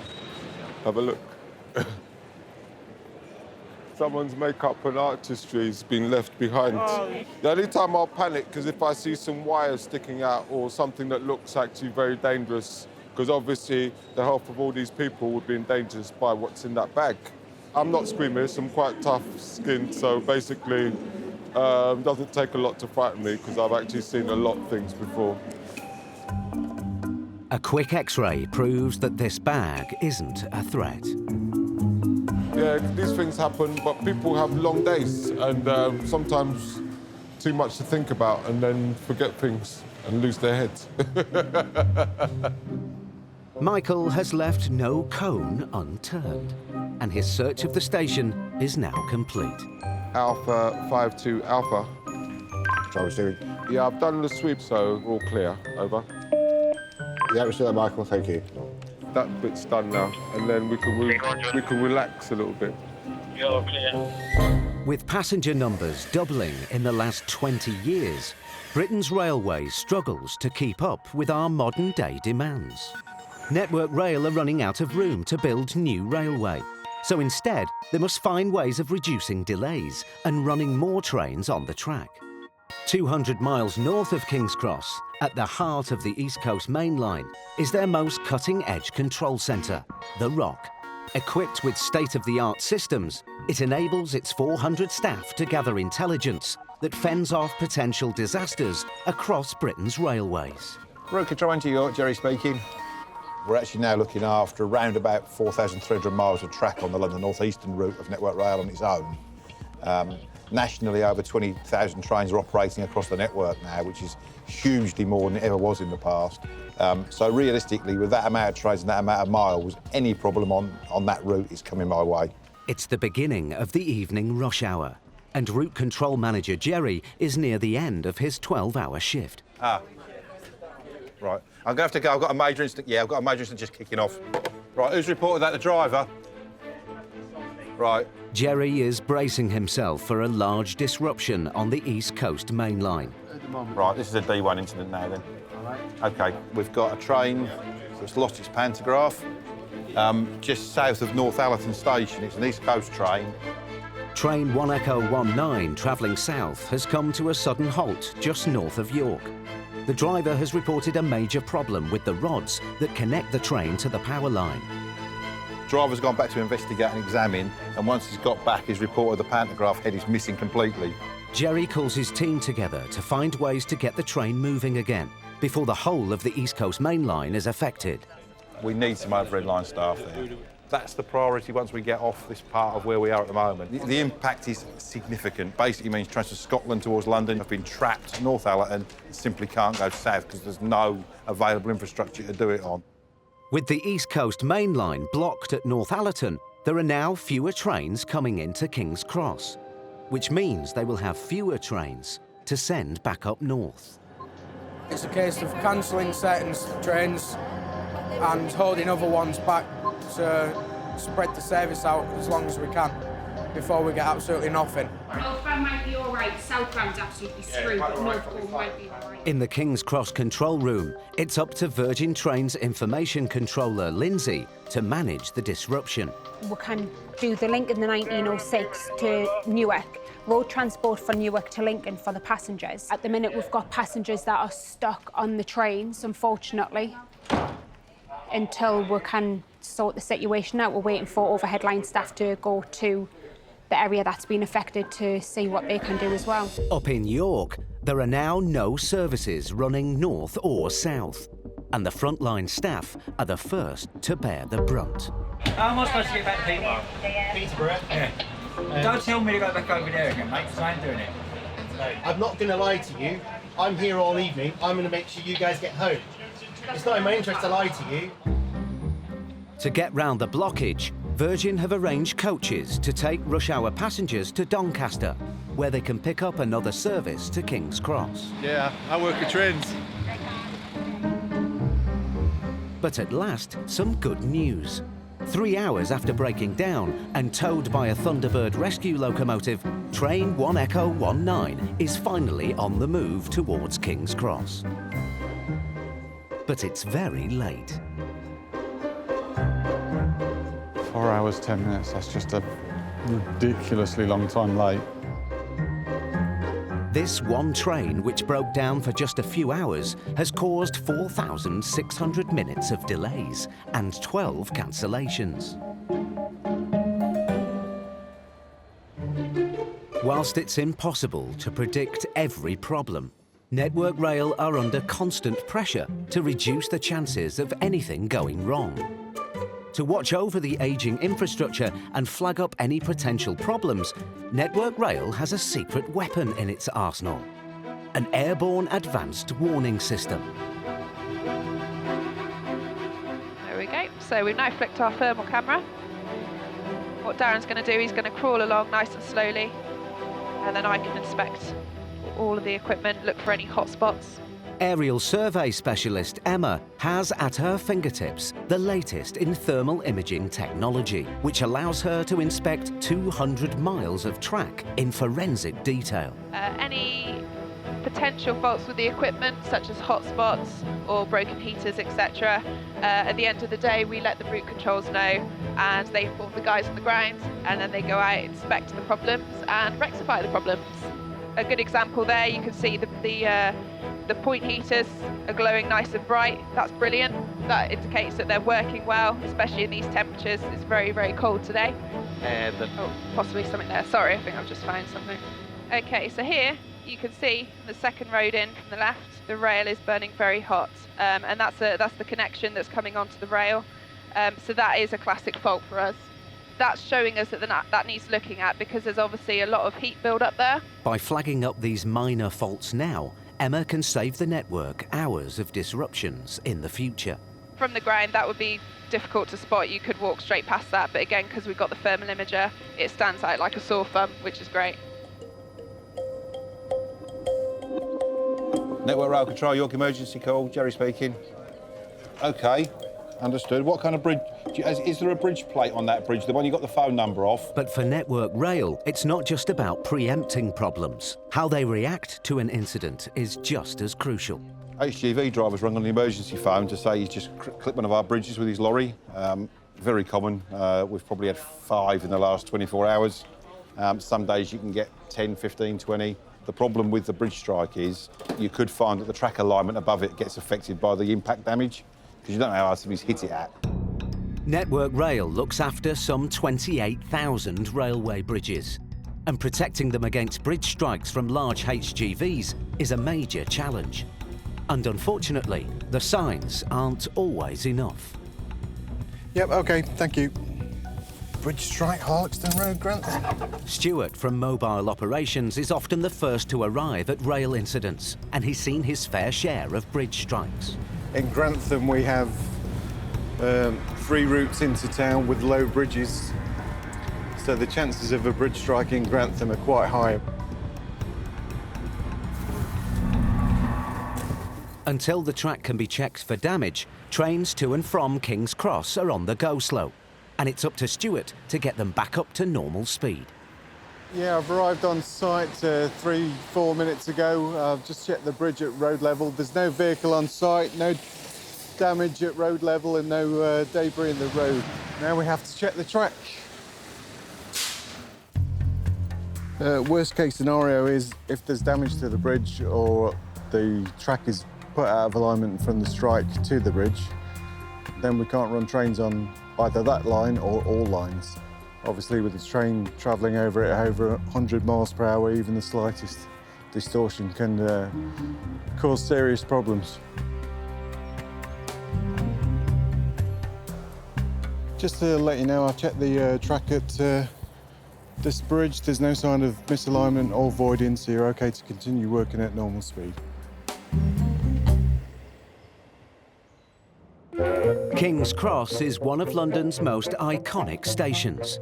Since its recent £600 million transformation, staff work around the clock to keep it running efficiently. I'm the plumber, he's the electrician. Yeah, but we all muck in. We all muck in together. 60 million people pass through King's Cross every year. It's a constant battle to keep the dirt away and the rubbish at bay.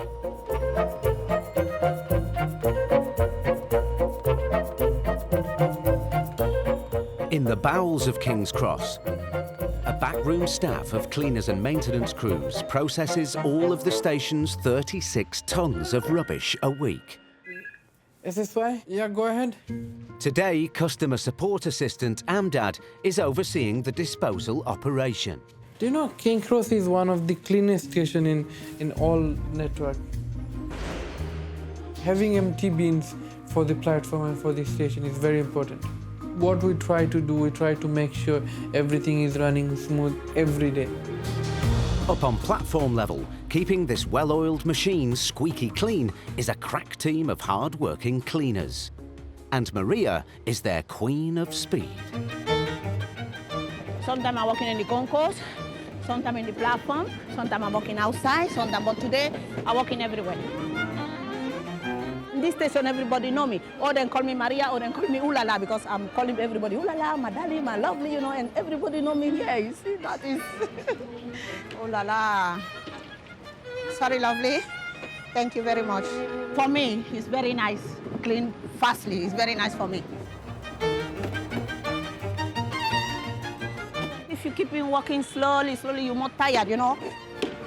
Oh la la. I'm proud for the cleaner, you understand? It's not bad thing, it's good things. And you're talking with people, you smile with people, you clean the place, people see that you are doing your job, you clean everywhere. I'm proud for that. Hi, thank you very much, my darling. I love my job. Oh la la. But King's Cross isn't the only part of the network that needs constant attention. Our ageing railway bears the weight of 22,000 trains a day, which takes its heavy toll on the tracks. To maintain this infrastructure, when the sun goes down and the trains leave the track, Network Rail can bring out the big guns and get to work. Every night up and down the country, an elite army of workers head out to the tracks.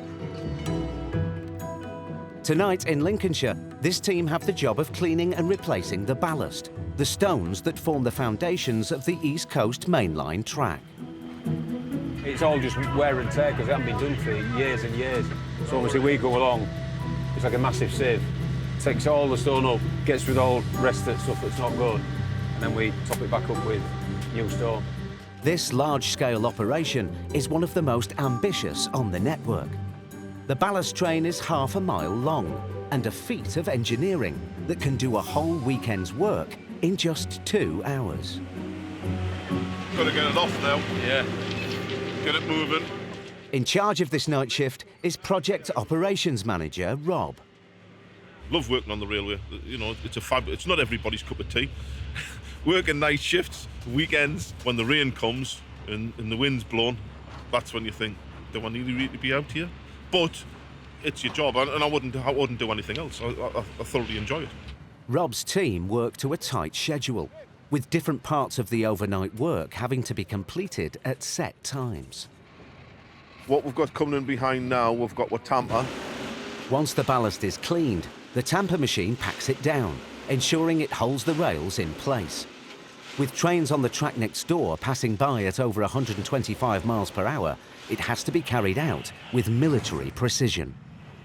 If something was to go seriously wrong and we couldn't hand back at the published line speed, we'd probably hand back at a 5 mile an hour, which wouldn't be very happy with the route director, because naturally we've got to run trains all day at 5 mile an hour.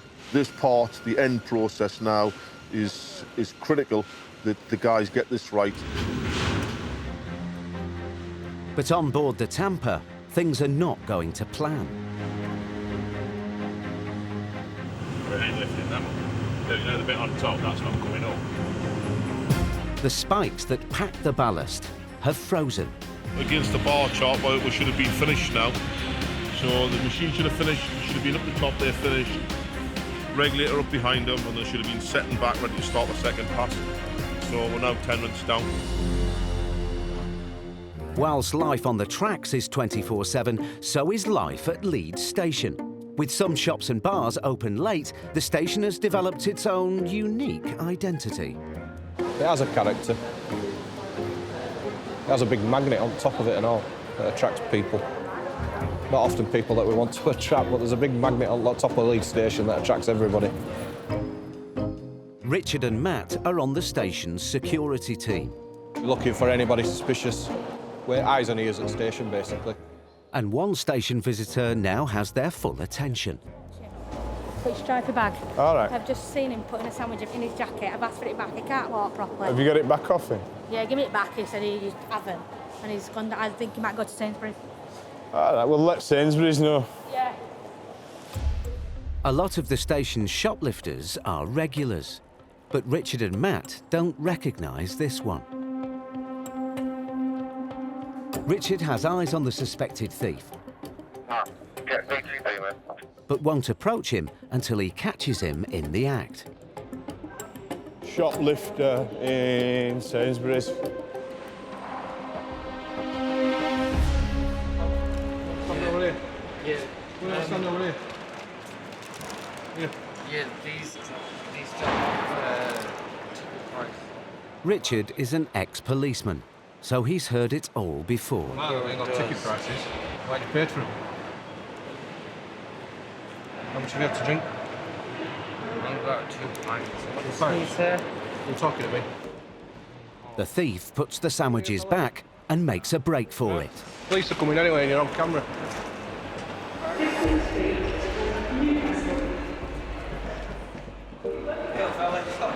But unfortunately for him, he's hit a dead end. Tried his luck in Sainsbury's, got caught there. But he's got a bag full of M&S sandwiches by the looks of it. I think he's had a fair bit to drink where he was staggering about, which draws attention to him even more. So not the best robber in the world. The shoplifter is escorted from the station to be interviewed by police. I love my job. Never the same day. You never know what's going to happen. That's the beauty of working on railway. Back on the tracks, it's now 3 a.m. 2 hours before the ballast team need to be clear of the rails. With the tamper machine still broken, Rob and his team are behind schedule. All these minutes are accumulated, and for a 10-minute overrun, you could end up with something like an hour's overrun. As Rob decides whether or not to abandon the work, the tamper suddenly starts up again. With one final push, the team finish cleaning and packing down the last of their 1,100 tons of ballast. That's what's done. At 5 a.m, they disappear without a trace, leaving the tracks clear for the first trains of the early morning service. Halfway between London and Edinburgh is York Station, an historic interchange for 170,000 travellers a week, and a second home to many of its long-serving staff. I love York Station. It's like no other station, and I think that's why I've been here for so long. Virgin Trains manager Paula has spent over 20 years here, and they've been eventful ones. It holds lots of memories for me. I met my husband here on the footbridge. Do you believe in love at first sight? Maybe. Oh, who knows, but I married him anyway.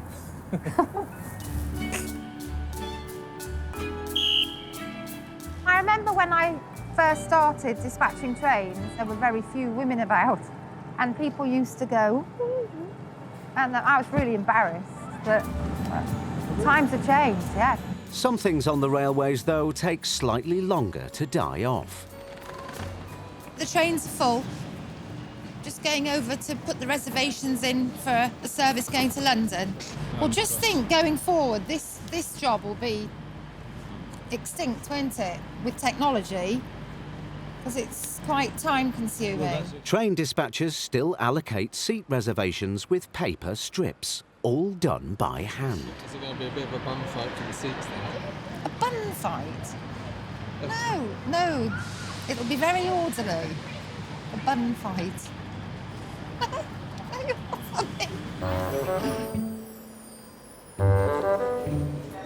I think in this day and age, watching this, it is quite...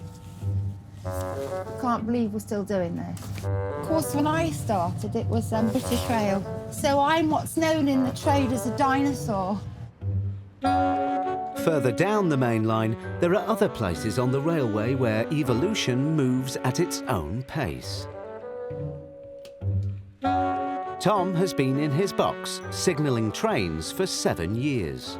I don't know, most of them think there's a man in a box somewhere working everything, keeping things running, but yeah, it's the way it's been. Technology's moving forward, but that's the way we've done it for hundreds of years. I suppose it's the way we're still doing it at the moment. There used to be a little man with a flag in front of a train a couple of hundred years ago, so we're getting there slowly. Tom's job is to tell trains when to go and when to stop. His 80s-style light panel shows him where all the trains are along a 10-mile stretch of railway. We're looking after the East Coast Mainline, up and down Mainline between Newark and Grantham. On his section, Tom can be juggling up to 10 trains running to and from King's Cross at any one time. It's basically about giving them as good a run as we can do. He needs to stay alert throughout his 12-hour shift. He monitors the safety of the public across 6 level crossings. This is really the most important part of my job, making sure they're clear. It's critically important because at the end of the day, the trains are going through there 125 miles an hour, and where they're interfacing with the general public at level crossings, that's where a lot of things can go wrong. All along the East Coast Mainline, human behaviour knows no bounds. For this reason, hundreds of Network Rail's level crossings are watched by someone like Tom. It's an important job, but it's not for everyone. Being here on their own for like 12 hours, it would send something. I mean, look at the state of me, but and I'm one of the more normal ones. Back in York, Paola has painstakingly reserved by hand seats for the next train to King's Cross. Unfortunately, there's a carriage missing, throwing the whole reservation system into disarray. But Paola has come up with a plan. People that are G, between 33 and mid-70s, are in H, and people that are between 1 and 33 G are in F. Simples. But the proof is in the pudding. God, it's a total bun fight. Can I just stick them in here? Who's J? J is in this one. G. K. Sorry, K. Yeah. The plan Paola's cooked up is not to everyone's taste. 10, 11. OK, so they're now in S. F. Yeah, and it's the same numbers? No, just look for the tickets. They're in there towards the right-hand side. Everybody's got a seat. It's just a little bit muddled up. When the train gets going and people chuck out the reservations, it'll be fine. The train gets going and the passengers are on it, one way or another. They're on their way. Another one gone. Every day, Virgin customers make nearly 60,000 journeys, and each train clocks up 1,000 miles. For every driver, this means 8 hours alone in their cab. Sometimes you get a song stuck in your head, it's 3 hours singing it. You never want to hear that song ever again. So you've got to make sure before you start singing that you've got a bit of a repertoire in your head, because if you just have one, then it's soul destroying. I tend to always sing 80s songs. I don't know why I always sing 80s songs, but I do. Along with her taste in music, the HST or high-speed class of trains that Tara drives are also over 30 years old. But 30-year-old trains get tired, and Virgin are spending £21 million on refurbishing their entire fleet. Staff are working all hours to get the new-look trains back on the rails. All the door standers in, complete? Well, they're in, not widened now. OK. These carriages are getting a complete refurbishment. New seats, carpets and lighting, all in a 2-week turnaround. Time can be very pressurising. It's like clockwork, it's like a cog. Everything's got to pull in the same direction for the process to be successful and everything to work evenly. And the minute one of those key components don't, that's when you hit pitfalls. Adam and his team have been waiting for the delivery of the last 300 seats, and tonight they must all be fitted, secured and cleaned. They need to meet their target to get this HST back in service for its maiden King's Cross to Edinburgh journey. But these trains won't last forever, and despite Virgin investing millions in their old fleet, they have big ambitions to replace it almost entirely starting from next year. This is the Azuma. Faster, with larger capacity and less chance of causing disruption than its predecessors. Virgin driver Lee has operated the old HST class of trains for 13 years, but now he's keen to take a peek at what the future holds. Lee will be one of the first to drive the Azuma into King's Cross. Well, this is my my new toy, my new office, my new train to play with, is it? Come and have a look at it? I'd love to have a look at it, yeah. Come on then. Thank you. All right. Wow. This is very showbiz. Can I sit in? Yeah, you go on, sit in the seat, yeah. Has it got Sky? The oldest trains we drive at Virgin are 40 years old at the moment. And this is, it literally is like, it's like a flight deck of an airliner. Very, very different indeed. You're bang in the centre of the track rather than to be to the left-hand side. And you've got your usual safety devices, AWS acknowledgement, DSD override. But when it comes to technological innovations, there is a clear winner. But this is the best bit. We've got like a coffee cup holder. Amazing. Train drivers drink lots of coffee. Very impressed. Looking forward to actually having a go with it. Well, from what I've been told in there today and what I've seen, just looks incredible. So exciting times ahead. Lee will have to wait until next year before he can climb into the cab of his new Azuma train. So, for the moment, he will have to make do with the older, albeit refurbished models. It's 1 week on, and at King's Cross, the newly refurbished HST is ready for its maiden journey, and it's a hit with the staff. So you can see all the beautiful leather seats, and we've got all the mood lighting and all the new carpets. It's a busy train today, so it's a good train today. Good morning, East Coast Mainline. My name is Michelle, I'm your crew leader for your journey. I'd like to inform you the food bar is open to trade in Coach H. But time is running out for this workhorse of the British Railways. 30-year-old Tara wasn't even born when the first HSTs entered service. If you speak to some of the older drivers about these, when they were here in like the 80s, when these all came, this is their new trains, so it's like my generation's getting a new train of our own. For all I'm excited about the new ones, it's also like, it's like a double edge because you're sad that you're losing the HSTs, but I'm proud that, and I'm lucky that I've had the opportunity to drive them for 3 years and I've got the experience of having that.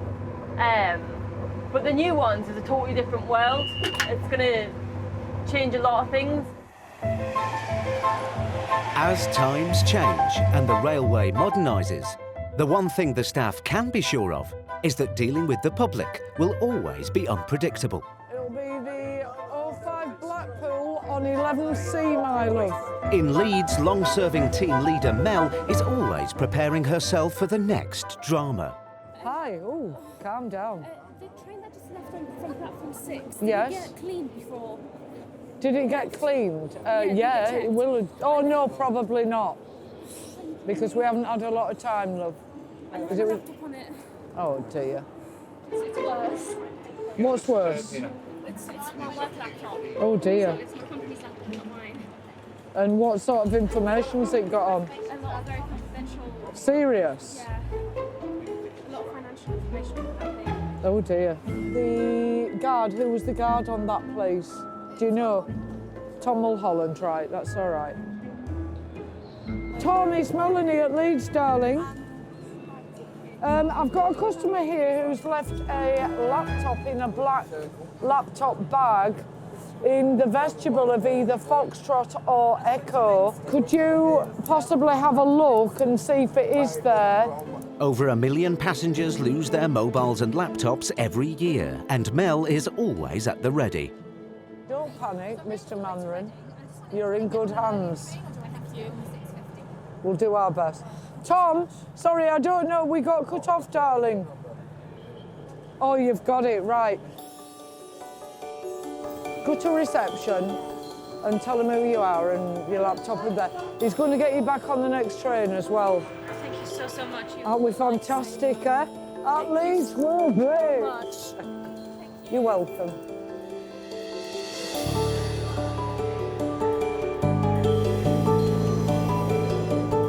hour later, the girl returns with her laptop fully restored.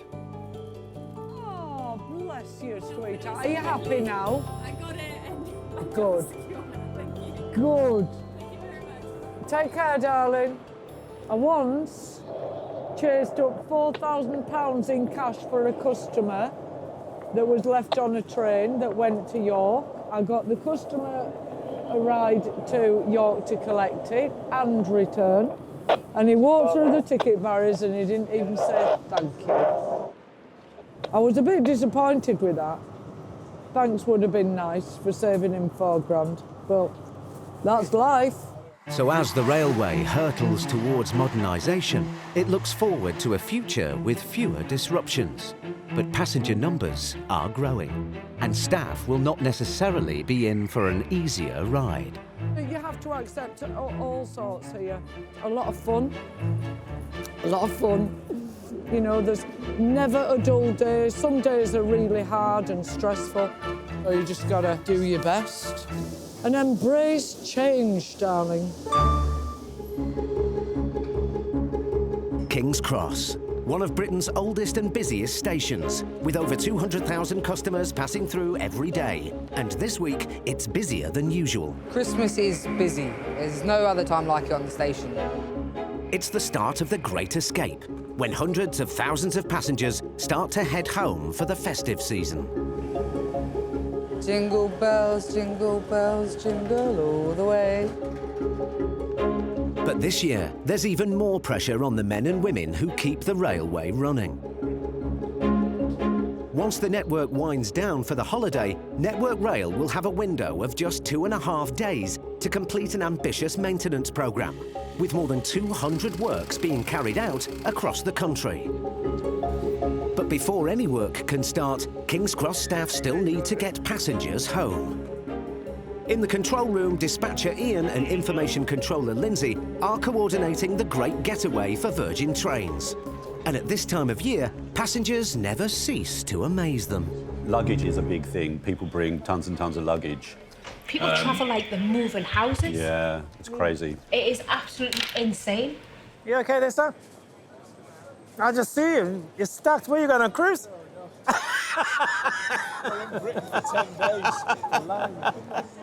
That's a lot of luggage. On customer service duty today... Hello, madam. ...is Lenny. What time are you travelling, darling? Lenny's had a varied career, but he's in his element working at King's Cross. I love people. Good, bad and indifferent. Love them all. But the thing is, some people are, you know, very interesting. You meet all walks of life, you know, and it makes the day go quicker. I've always been in the people frontline job. You know, I was a chef, and then I became an agent selling new build properties, and then I moved into this.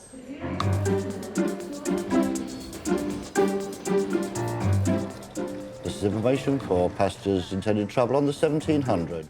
In the control room, Station Control Assistant Andrew has been the eyes, ears and voice of King's Cross for the past 4 years. It varies from day to day. At the moment, everything's running as it should be.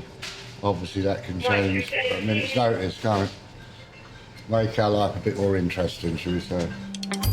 And for Lenny on the platforms, life is indeed about to get more interesting. He's waiting for a passenger who needs assistance boarding the 4 o'clock service to Aberdeen. If they're not here by the time the train goes, obviously, for whatever reason, we'll inform control and let them know. 2 minutes before departure, the passenger arrives. Oh, you're just about make it, sir. You're in this one here. We'll have to get you a ramp. Can you get out the chair or you need to go on with it? You don't need a ramp. Oh, we won't get a ramp in time. That one can't use that one. Can't get the ramp down in time, sir. Under health and safety rules, a ramp is essential when assisting a wheelchair user onto or off a train. But the passenger decides to take matters into his own hands. Goodness. Okay, sir. Lenny can't physically stop the man, who thankfully knows his abilities better than anyone. There you go, madam. Thank you very much. All right, then, sir. Cheers. Thank you very much. Let me get myself away. Unconventional. Totally unexpected. Obviously, the man decided to do what he did. And we're away.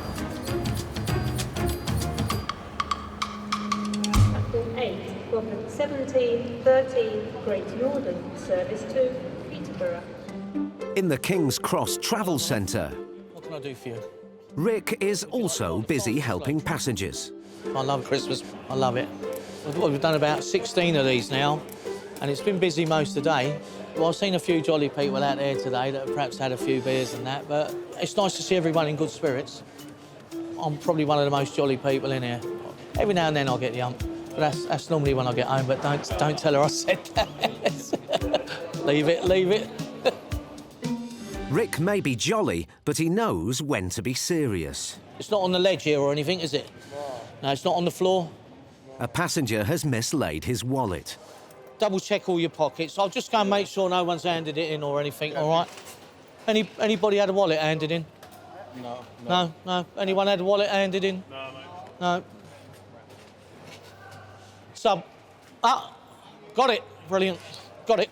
Oh, lovely. I'll find him. He'll come back. Yeah, he said he'll come back. Number 13, please. Christmas has come early for this passenger. Some gentleman picked it up by mistake, he's brought it back. All right, buddy. All right, mate. And to you. Sorry about that, sir. The young man had lost his wallet. 200 miles north of King's Cross in York is The Rock, Network Rail's high-tech rail operating centre, which works around the clock to keep the East Coast Mainline running. And while The Rock makes every effort to avoid passenger delays, particularly at this time of year, there are some incidents which are difficult to predict and prevent. Network Rail Control, York emergency phone. Suicidal female, threatening to throw herself under a train. North Yorkshire Police, ETA, 3 minutes.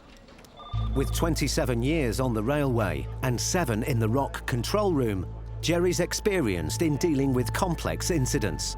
But situations like this are particularly challenging. It's generally an hour and a half to 2 hours for police processes to take place and for us to get the railway back open.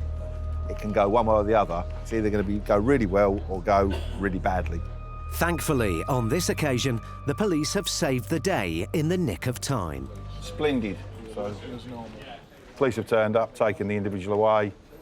If we've got more than 3 minutes delay in total, I'll be amazed. And most importantly, the person's not harmed themselves. So hopefully she's away getting the care she now needs. Down at King's Cross, it's the final run-up to Christmas, and Virgin's information controller Simon is bracing himself for a hectic time ahead. I think the next 3 days, we're hoping there's no disruption, otherwise it will get interesting indeed. It's 5 p.m, the start of the rush hour, and after 7 years working in the control room, Simon's used to the ups and downs of Londoners' daily commute. If all goes to plan, it should be all right. The next lot of tight turnarounds are from 7 o'clock.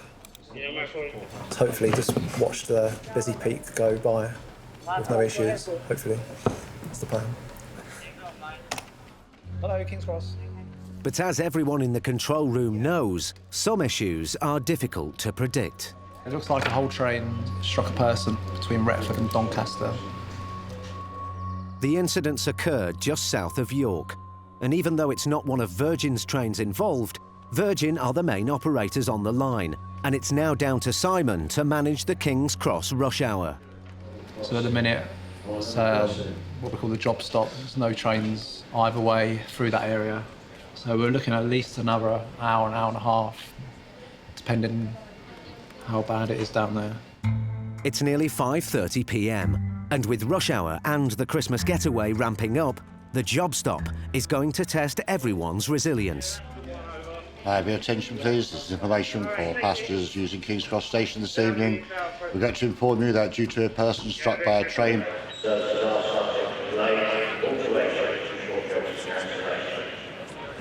I'm a commuter and I'm a passenger, and I think people are happier knowing that something is being done. If you're not telling them anything, as far as they're concerned, well, you're not worried about it, you're not doing anything. How would I feel if it was me? So, do you ever complain? No. Perhaps because I know what goes on behind the scenes. When there's a critical situation like this, other train operators at King's Cross will often agree to take each other's passengers. If you could slow that in. So barriers are open to deal with the flood of rerouted travellers. Milton, would you open up, please?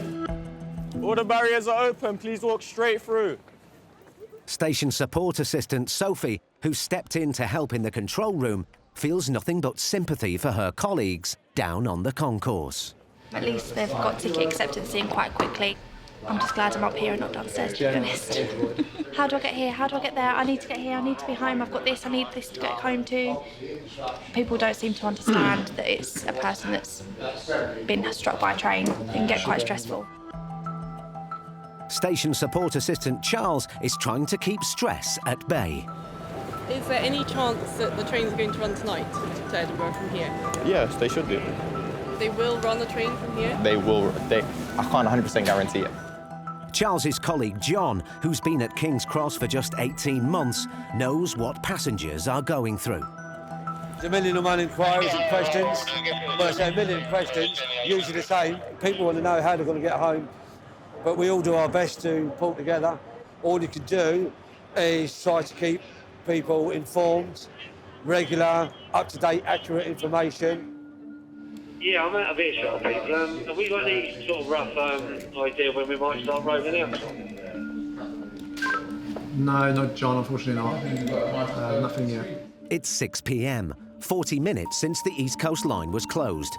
And with so many people still waiting to travel out of King's Cross, Simon has no choice but to advise passengers to start their journeys from other London stations. Yeah, I've just been told we are sending everybody elsewhere, so I'm just going to alter that now. OK then, mate?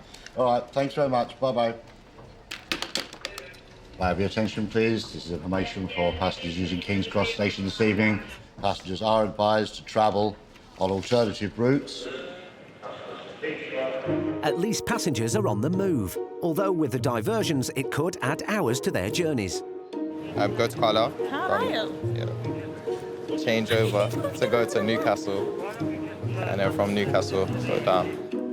The thing is, when we have disruption like this, it's very much like a game of, let me cast you stick or twist. Customers tonight are going to Newcastle. They could have gone to Euston and gone Virgin West Coast.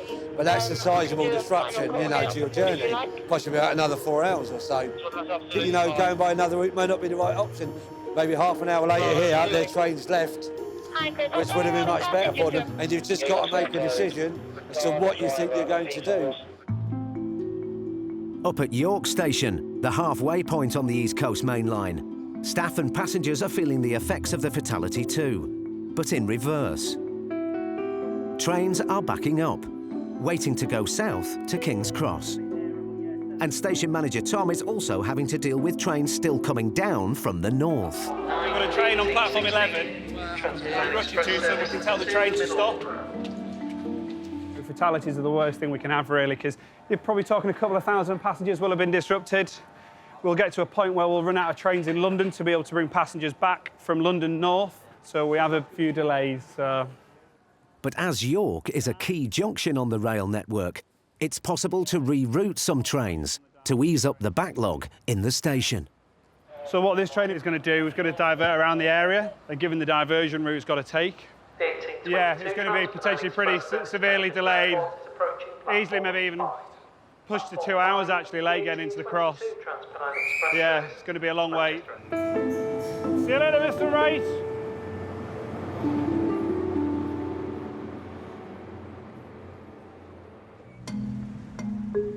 Back down at King's Cross, information controller Simon is in contact with The Rock in York, and he's pulling out all the stops. Just so you know, we're pumping people out where we can. But cancellations are coming in thick and fast. Does that mean that 1730, the 1800 and the 1803 are effectively cancelled from here? Okay, all right. OK, thanks, Tom. Everything cancelled. The 1730 to Edinburgh is one of the first to be cancelled. Train dispatcher Anna has moved everyone off the train and is taking the disruption in her stride. Obviously not happy. Who will be happy about this? But it's a fatality. It's not something we can do, really. 10 minutes later, The Rock has an update on the trains they've just cancelled. Yeah, I've just had York on. Initially, what they said that the 1800 and the 1730 were cancelled is false. They are going to run and they can run, and all clear's been given for them to run.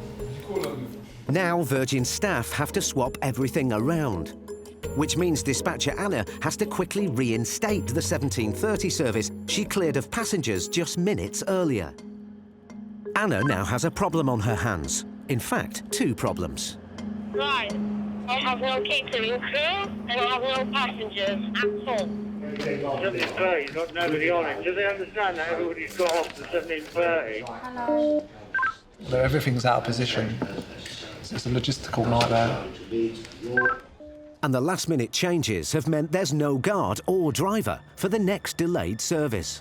This is why we've lost our crew for the 1803, Simon. They've all buggered off. Simon has to conjure up vital staff to get the trains out. Hi Andy, Simon across. Hiya. We're looking for driver and guard for 1.26. Down on the platforms, train dispatcher Alan, who's been working at King's Cross for 37 years, is doing his best to get things moving. We're still waiting for signal on 0.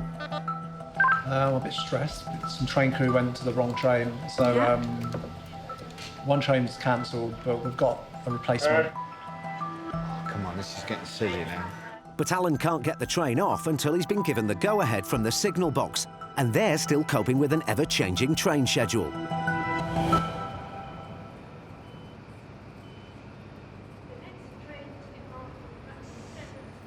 Well, we should have got the signal about 15 minutes ago, but because of the delays... All right, here we go. Stand clear, please! It's 2 hours since the fatal incident near Doncaster. And although the emergency services are still at the scene, some trains have been given the go-ahead to travel north, but slowly. And the next one. It's now 7:20. The line should theoretically be open. There may well be a queue up there, but it should be clear by the time it gets there. Many passengers are still opting for alternative routes. And on the information desk, Andy is Virgin's secret weapon and the font of all knowledge. Where are you travelling to? Leeds, yeah, I catch a 19:30 and change at Doncaster. My best advice is catch a 19:30 Newcastle service and change at Doncaster. I've kind of seen most of these things before in my railway career, to be honest. I kind of go into autopilot sometimes. My geographical knowledge is pretty good on the route as well, so I know where people need to change, where the best place to get seats, things like that. We're not going to get a seat on that, are we? But my best advice is go to the middle of the... When the train's boarding, go to the middle of the train, coach H in the middle. Go down here, left through the gates. Thank you. Up at York, trains which haven't been diverted are still being kept at the station. Unlike King's Cross, York is just 60 miles away from the incident, so it's too close and too soon to let trains start running. 1 Alpha 69 bound for London. What's the plan with that? Is it just going to sit and wait? Just a negative. No plans for anything at the moment. Yeah, so we're still a bit in the dark. The train company involved has been able to get a relief driver, or he's at least on his way to the train. He's going to be there for about 7:30. So about 8 o'clock is when they're saying the line will be handed back. So that means like the police will be clear, like the undertakers, they will have gone away from site as well. And then hopefully then we can start resuming the service. As services slowly resume in York, down at King's Cross, staff are still trying to find new crew for the delayed trains. I know it's mission impossible, but can you find out where we are with guards and drivers for the rest of the evening? Right, OK. We know we've got people for this train, but I've got 2 trains over there. No guard, no driver, so they won't be going anywhere at the moment, basically. At York Station, backlogged trains have been sitting on platforms for 3 hours after someone was hit by a train on the East Coast Mainline. But finally, station manager Tom has some welcome news. We're able to reopen the line towards London, so that's why that train is able to leave. The line, that's still blocked because the train is still physically there, so we're just waiting for a driver to turn up and move that. And then once that's happened, yeah, we're going to be good to go. There'll still be delays for the rest of the day, probably into the night, just while the trains are in different places and the crews are different. But for us here at York now, you know, we've got a lot of people moved. People have got where they needed to be. But down in London, they're still in the eye of the storm. Yeah, lines are reopened at 8 o'clock. We've got heavy delays coming in, 80, 70, 120 late. I think the biggest problem for people in there is that no one's telling them anything. If someone just says, we're waiting for a crew to come in, then they'll be all right. But at the moment, they think it's the Mara Select. With trains being rescheduled at the last minute, it's difficult to keep tabs on what services are leaving from which platform. It's a Castle train. For train dispatcher Alan, who's dealt with hundreds of disruptions in his 37 years at King's Cross, this has been a testing day. I get just as frustrated as the customers out there, you know, lack of information. But, you know, when you have a fatality like that, you can't measure for it because it's horrible and it just happens and we just have to deal with it. It feels like a whirlwind. I feel like I've been through a wind tunnel and I've just come out the other side. But, yeah, still there. There's still a few more days to go yet.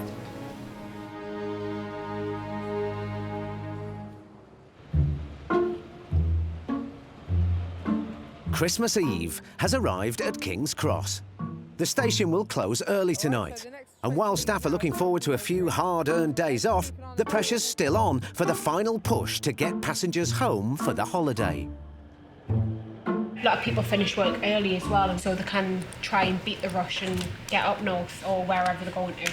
Whereas actually everyone has the same idea and the trains are absolutely rammed. Really busy. Edinburgh luggage, please. Edinburgh luggage. Christmas Eve, with a good team, we have a good banter. It's all right, it's calm. I mean, it's calm, but when the pressure's on, you just have to get stuck in. You'll get the pressure. Yeah.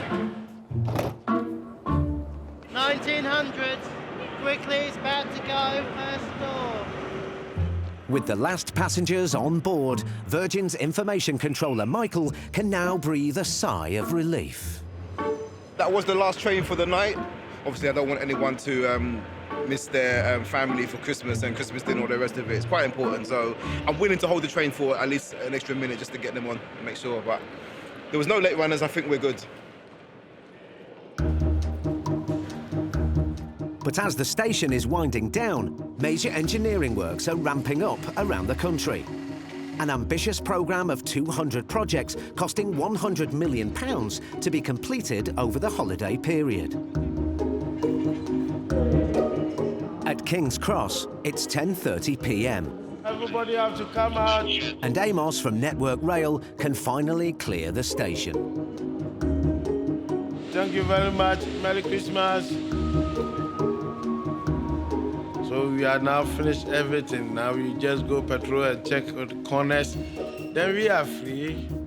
Merry Christmas to each and everyone. Merry Christmas to you. Thank you.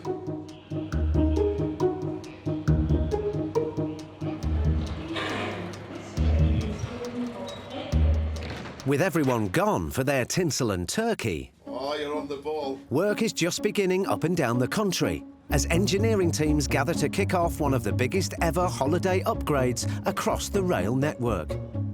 They now have 60 hours to complete the works before the Christmas window closes.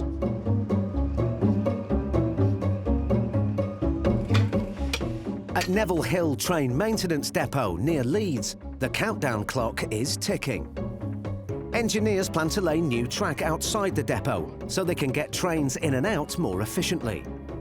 But before anyone has a chance to get the machinery started, Renewals manager Eldon gets some unwanted news. Wakefield? Fuck yeah now. 12 miles down the line, an empty engineering train is sitting on the track waiting for a driver, and work can't start till the train is safely out of the way. It's going to knock the whole Leeds station possession up. There's loads of work going off in there tonight. With so much money and time invested in the upgrade, someone needs to be found straight away to move the train off the line. You're off platform, right, okay. After half an hour of intense phone calls, a driver's found. Jimbo, we're on. With the track clear, it's all systems go. But they're now 40 minutes behind schedule, so there's a lot of catching up to do. New track panels are brought in, but before they can be laid, the old track has to be removed. Once the rail and the sleepers are out, we then send the dozer through and the digging machines to get rid of the old ballast. With all noses to the grindstone, the maintenance crew soon makes up time prepping the track. It was a bit touch and go in places, but yeah, it was a bit of a few moments. Thank God for that.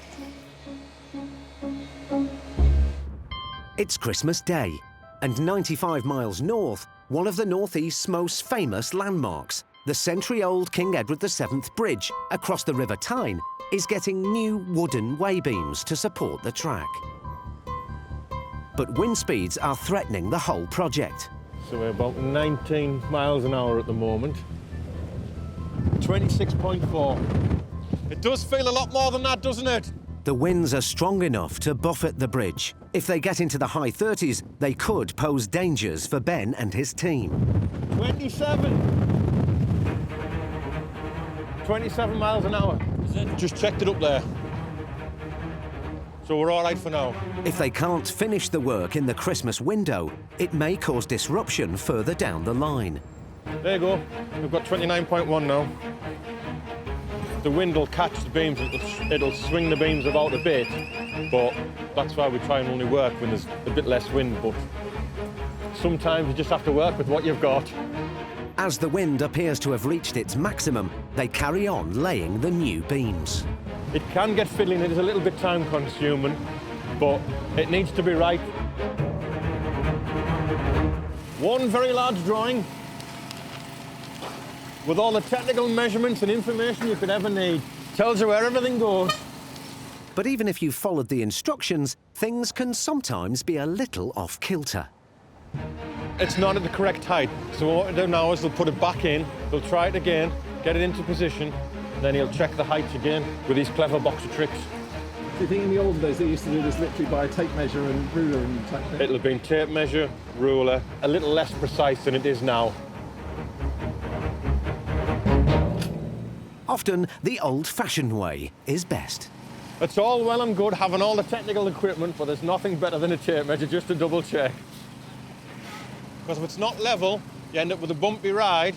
We couldn't have our first-class passengers spilling their teas and coffees from their fine china cups. Oh. Back at Neville Hill near Leeds, the clock is ticking, with now 40 hours left before the lines reopen. The old tracks and ballast have been removed and the new rails are now ready to be installed. These track panels are essentially the guts of the junction of the switch and the crossing layout. And now the new track has to be laid with utmost precision. The railway's controlled ultimately by a signalling system, so the track's got to be in exactly in the right place for it to work as a system. Work continues through the night. And by early morning of the 27th, Renewals manager Eldon and his team are now just hours away from finishing the track work at the Neville Hill depot. So all we're doing now is just finishing off welding. We've completed 66 welds. We've installed 2 modular crossovers over the last 54 hours. To allow some trains to leave the depot for the post-holiday rush hour, one line has to be reopened. And it's now the final push to finish work before the Christmas window closes. It's been very intense, the importance of getting these lines back on time, to not having a major impact on the passengers who rely on these to get to their destinations. At the King Edward VII Bridge in Newcastle, the maintenance work is nearly complete. The rails are now sitting on their new way beams, and Chief Engineer Gary does some final checks before he can sign off the work, ready for the trains to start rolling again. Transpennine 1, Golf 2-1 is due to leave at 9:10. If we're clear by then, that'll be the first one that'll run over it. Proof in the pudding is that the majority of people who use this won't understand anything's happened. The real objective, what we're looking for, that they'll come through here and they'll not notice any change.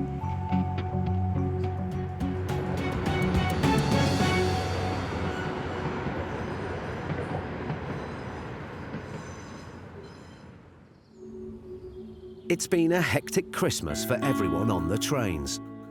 And although things are back on track after the delays caused by the fatality, inevitably the new year will bring other incidents. Across the network, there's a huge drive to bring down the number of suicides on the railway. you mind if I just give you a leaflet, if that's all right? Together with the Samaritans, rail staff are running new initiatives to raise awareness and train staff to spot the warning signs. Stuart from Network Rail's mobile operations team is often the first on the scene when there's a fatality. I definitely have to say that it's one of the hardest parts of the job. Having to deal with the body. Having to do that and show dignity at the same time is a priority for us. My own particular thing at the end of it, when the body's been removed, I have a habit of just taking my helmet off. Some people say it's stupid, it's just me being human, I suppose, to showing a bit of respect. The last time I didn't take my helmet off, and the silly thing is that was the thing that upset me for a few days after that I didn't do my usual routine, take my helmet off to show a bit of respect. I was that busy that I just forgot to do it, and thinking about it afterwards when I was at home, that was one thing that really prickled me at the back of the mind, and I was thinking about that for quite a while. But sometimes it does all end well. A few times we've been at situations where somebody has been suicidal and we've managed to stop them. One particular time, I got a thank you letter from a member of the family that was concerned. That was a very good day. That was a high day, that was.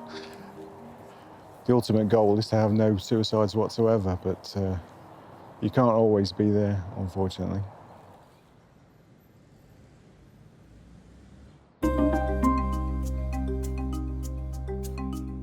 With the Christmas exodus, major disruption and extensive maintenance works now a fading memory, the railway can breathe again.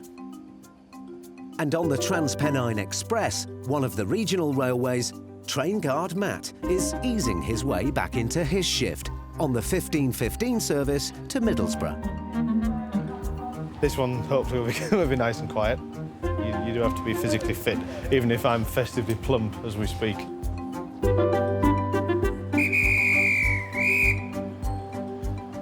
Ladies and gents, a very good afternoon to you. This is your train guard speaking.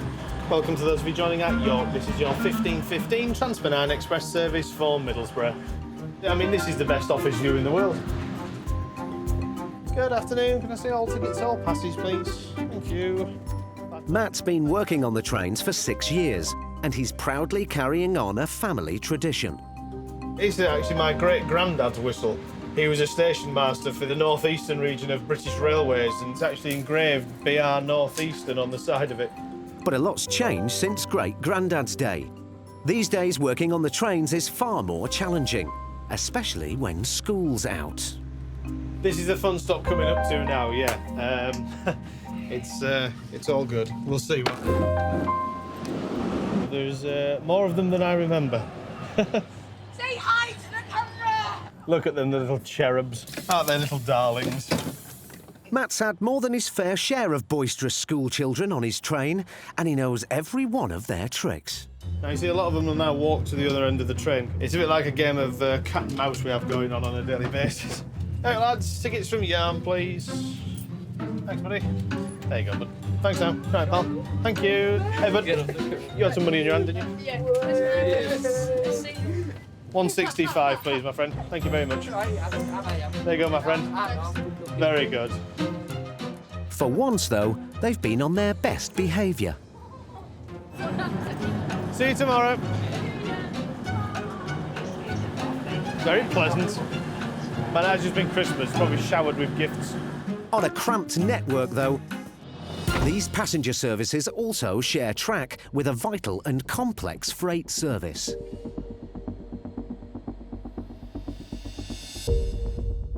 And few freight deliveries are as important as those which help fuel power stations, like Drax in North Yorkshire, which generates 7% of the UK's electricity.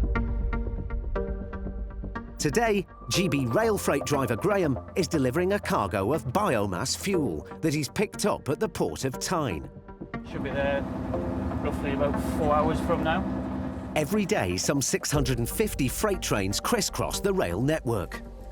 This one is probably about 1,000 300 feet in length, just over 2,000 tonnes in total. Maximum speed loaded we can get up to is 60 miles an hour, depending on the gradients and bridges.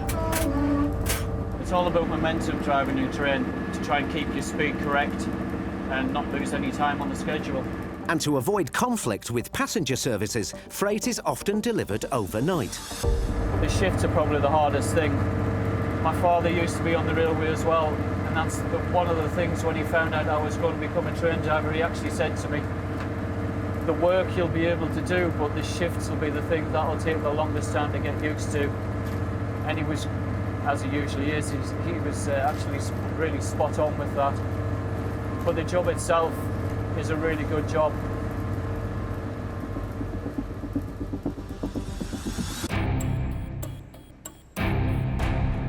Yeah, we're just pulling into Drax now. So that's the biomass silos that we can see ahead. It's a 24/7 operation that sees 17 trains a day deliver the wood biomass pellets that fuel Drax's 6 turbines. It gets emptied and then and take it back to the Port of Tyne and start all over again later on this evening with another driver, another set.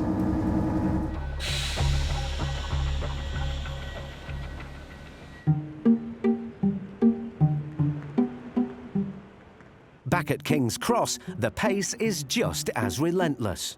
It's building up, you know, more and more. Hello, how can I help? So best thing would be to go up there, stay there. When it starts boarding, run for your train. Platform 1, when it's ready, it's going to be that Edinburgh one. Hey, I know you're going to be mental today, whoever is available. It's going to be mayhem. Katrina from Customer Services has her hands full. The holiday getaway is now being played out in reverse. Really busy day. We've got a huge amount of customers coming through, going back home. They've had a great time with their families. They've all got their Christmas presents with them, so lots more baggage. Up in the control room, Information Controller Michael and Station Support Assistant Lee are coordinating the post-Christmas rush. The reality is that the passengers are human and so are the staff. They're not always perfect. You get passengers that on a bad day come and they're in a bit of a foul mood and they may be rude, demanding, and they clash. And Lee's about to experience it firsthand. Hello. Where's your train to London? No, where's my train to Peterborough? What time are you travelling? I see on the board round there, yeah? It said platform on time. Yes, the platform comes out when it's ready to board. Platform on time. That's all it kept saying. Well, the train's board 20 minutes beforehand, so your train won't board until 1:15. So which platform is it? Well, the platform isn't ready just yet. Yes, as soon as it is ready, 1:15. Well, you know, this is a multi-platform hub of London travel, yeah? This is people coming from the north, going home back to the north. Yeah. Where are they going to travel from? You ain't telling me. You're telling me on time. Yeah, and it ain't on time. Well, it is. It ain't. Yeah, it might be on time when it leaves here, but I don't know where it's leaving from. Well, no, because the train boards... So what's that? Where is it leaving from? The man decides to test Lee's tolerance even further. Tell me where it's from while I smoke this joint. Well, you can't smoke that in here. I'll smoke where I like. And then he goes one step too far. You're bored here. Don't tell me what platform a poxy fucking train's leaving from. And you, a virgin Sir, dreams or whatever. I'd rather you didn't touch Can't tell me. Oh, I'd rather you weren't here, because you're useless. OK, that's fine. So you're going to get on the train now? Which train? This is the 9:35. There is still cleaners on board the service. Why did you not tell me this is a 9:35? Because we have to let it get clean first. You have to let it get clean because it's secret information. What are you, fucking MFI because if or I tell... MI5? Go Listen, fuck sir, yourself. You're not travelling. Lee's had enough and reaches out for the long arm of the law. Do you mind getting the BTP for me, please? Yeah? Thank you. Sir. The railway has a zero-tolerance policy when it comes to verbal abuse and aggressive behaviour against its staff. So how will the man react when the British Transport Police get on board? Can I have a chat with you on the platform? No. We're all right here. This is public I've been property. informed that the guard doesn't want you to travel. He's not willing. I've not been rude to for him. you to travel. I've not been rude to him. I'm going to ask you once fuck more. Virgin then and fuck you and all. Now I'm getting out of it. Right. Get out. That's enough. You're under arrest, mate. You're drunk and disorderly. Okay, you want me off the train? Yeah, you're getting me off the train. Mr. Branston, this is what they do here. If you call somebody a dick on your trains, this is what they do here. And now, the very unhappy customer isn't heading home, but heading to the cop shop, where he'll be given a penalty notice for disorder. It's been a challenging holiday season for staff at King's Cross. King's Cross, as you see, it's a very busy station. There's a lot going on. The noise, the hustle and bustle. But with passenger numbers at a record high, it's all about how you treat people. Have you noticed that when you start smiling at people, they just calm down instantly? Yeah, sometimes I have that charm. And the railway men and women who look after one of Britain's most important transport hubs are up for the challenge. You've got to do the job the way it needs to be done, because you can't afford to do it wrong. If I was a stranger in a strange land, I'd like to meet someone that actually helped me if I needed help. And I like to think that I'm that person if anyone came into King's Cross.